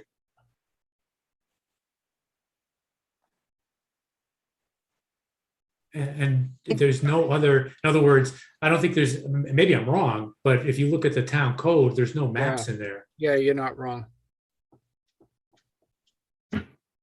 We certainly but we do have a Southborough zoning map, which is in a official,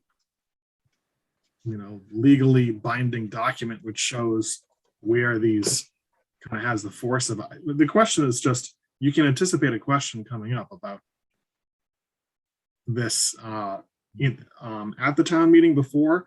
Okay, we know the boundaries of the map that have been agreed on by that the planning board has suggested. A lot of people don't.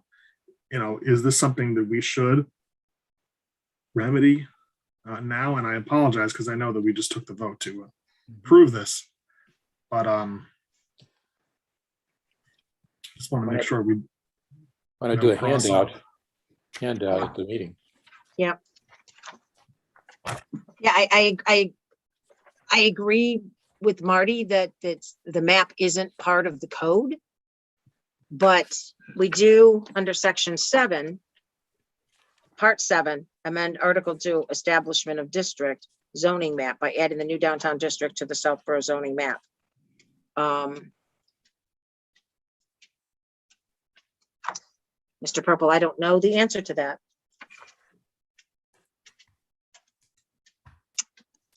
And again, we can't look back at past zoning, because the last time there was a zoning change was 1993, I think it was, as far as a true zoning change. And that's when the business village was enacted.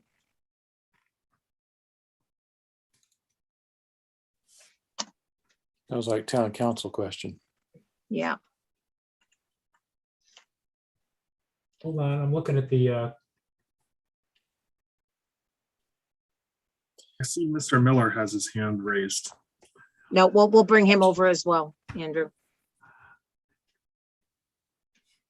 well, the way it works is, I'm looking at the zoning code. And Andrew, I think what you described is what's going to happen. It says the location and boundaries of zoning districts as shown on the zoning map of the town of Southborough, dated April 9, 1984, as from time to time amended by votes of the town meeting, which map is hereby incorporated into and made a part of the chapter. So the map needs to be, the map is, again, town council, I'm my wife kids me that I try to put on a town council hat and I don't want to, but it just seems like the zoning map is referenced in the article.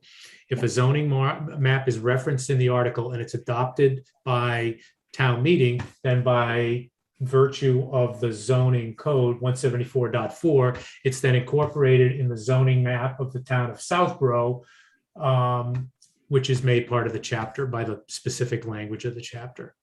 So that is my read of the way the statute and the map interacts. I don't think we need to change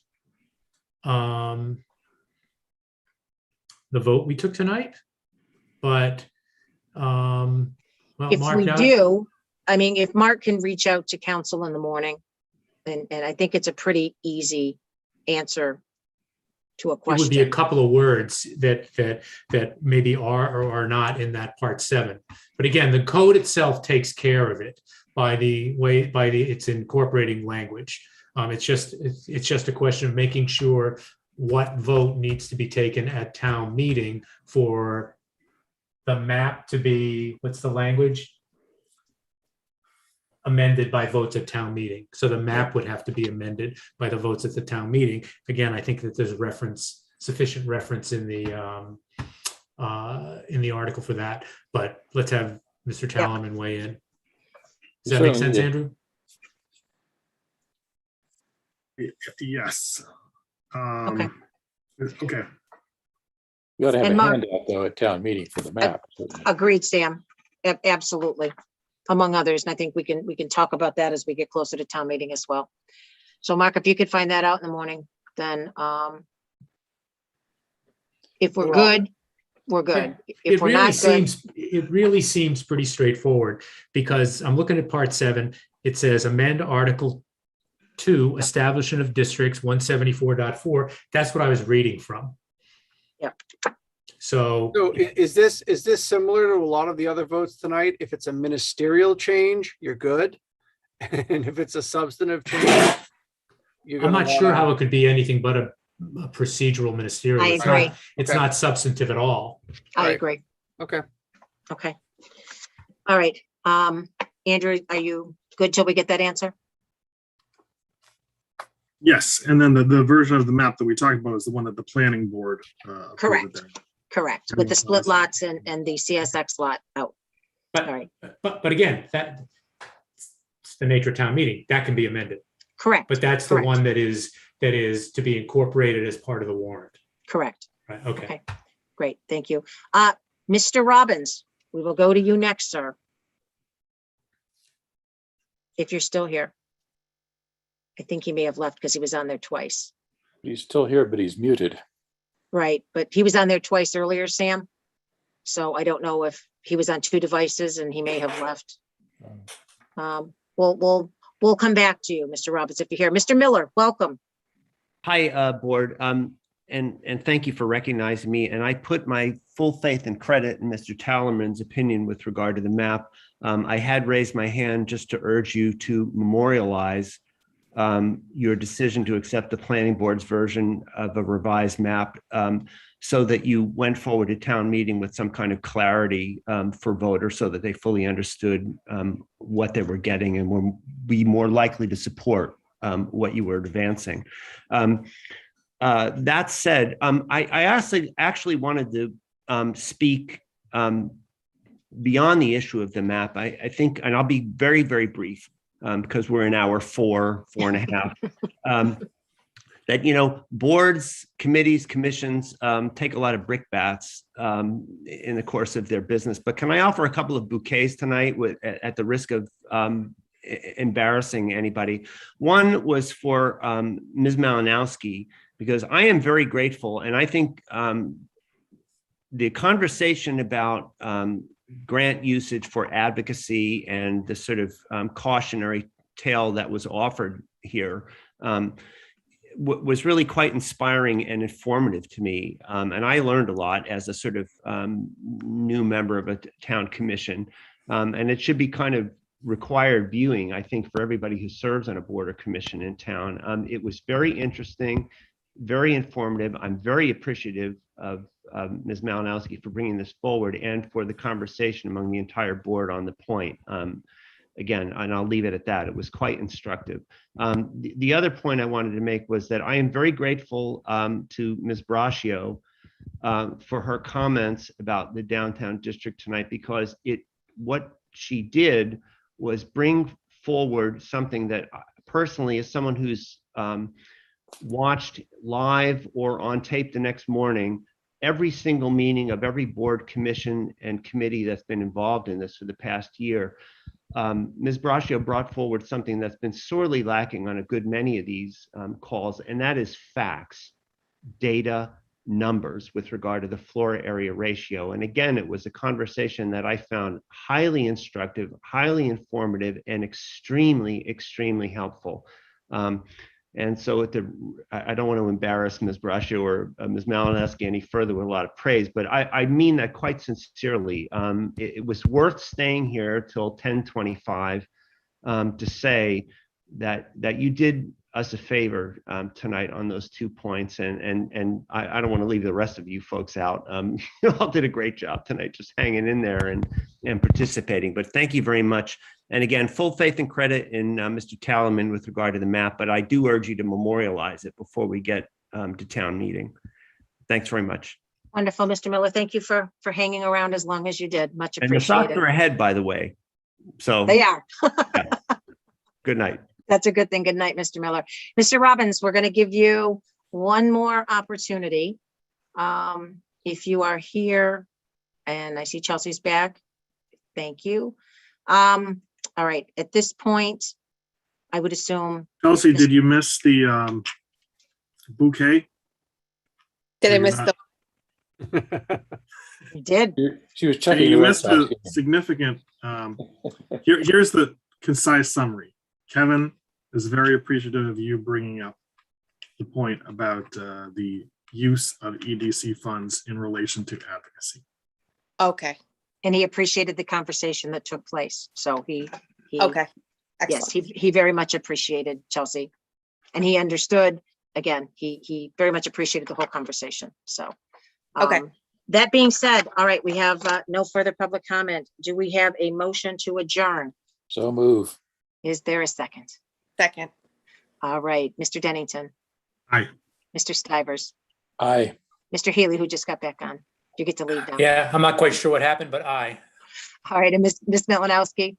I better be able to watch the game. Yeah, there you go. And Ms. Brush.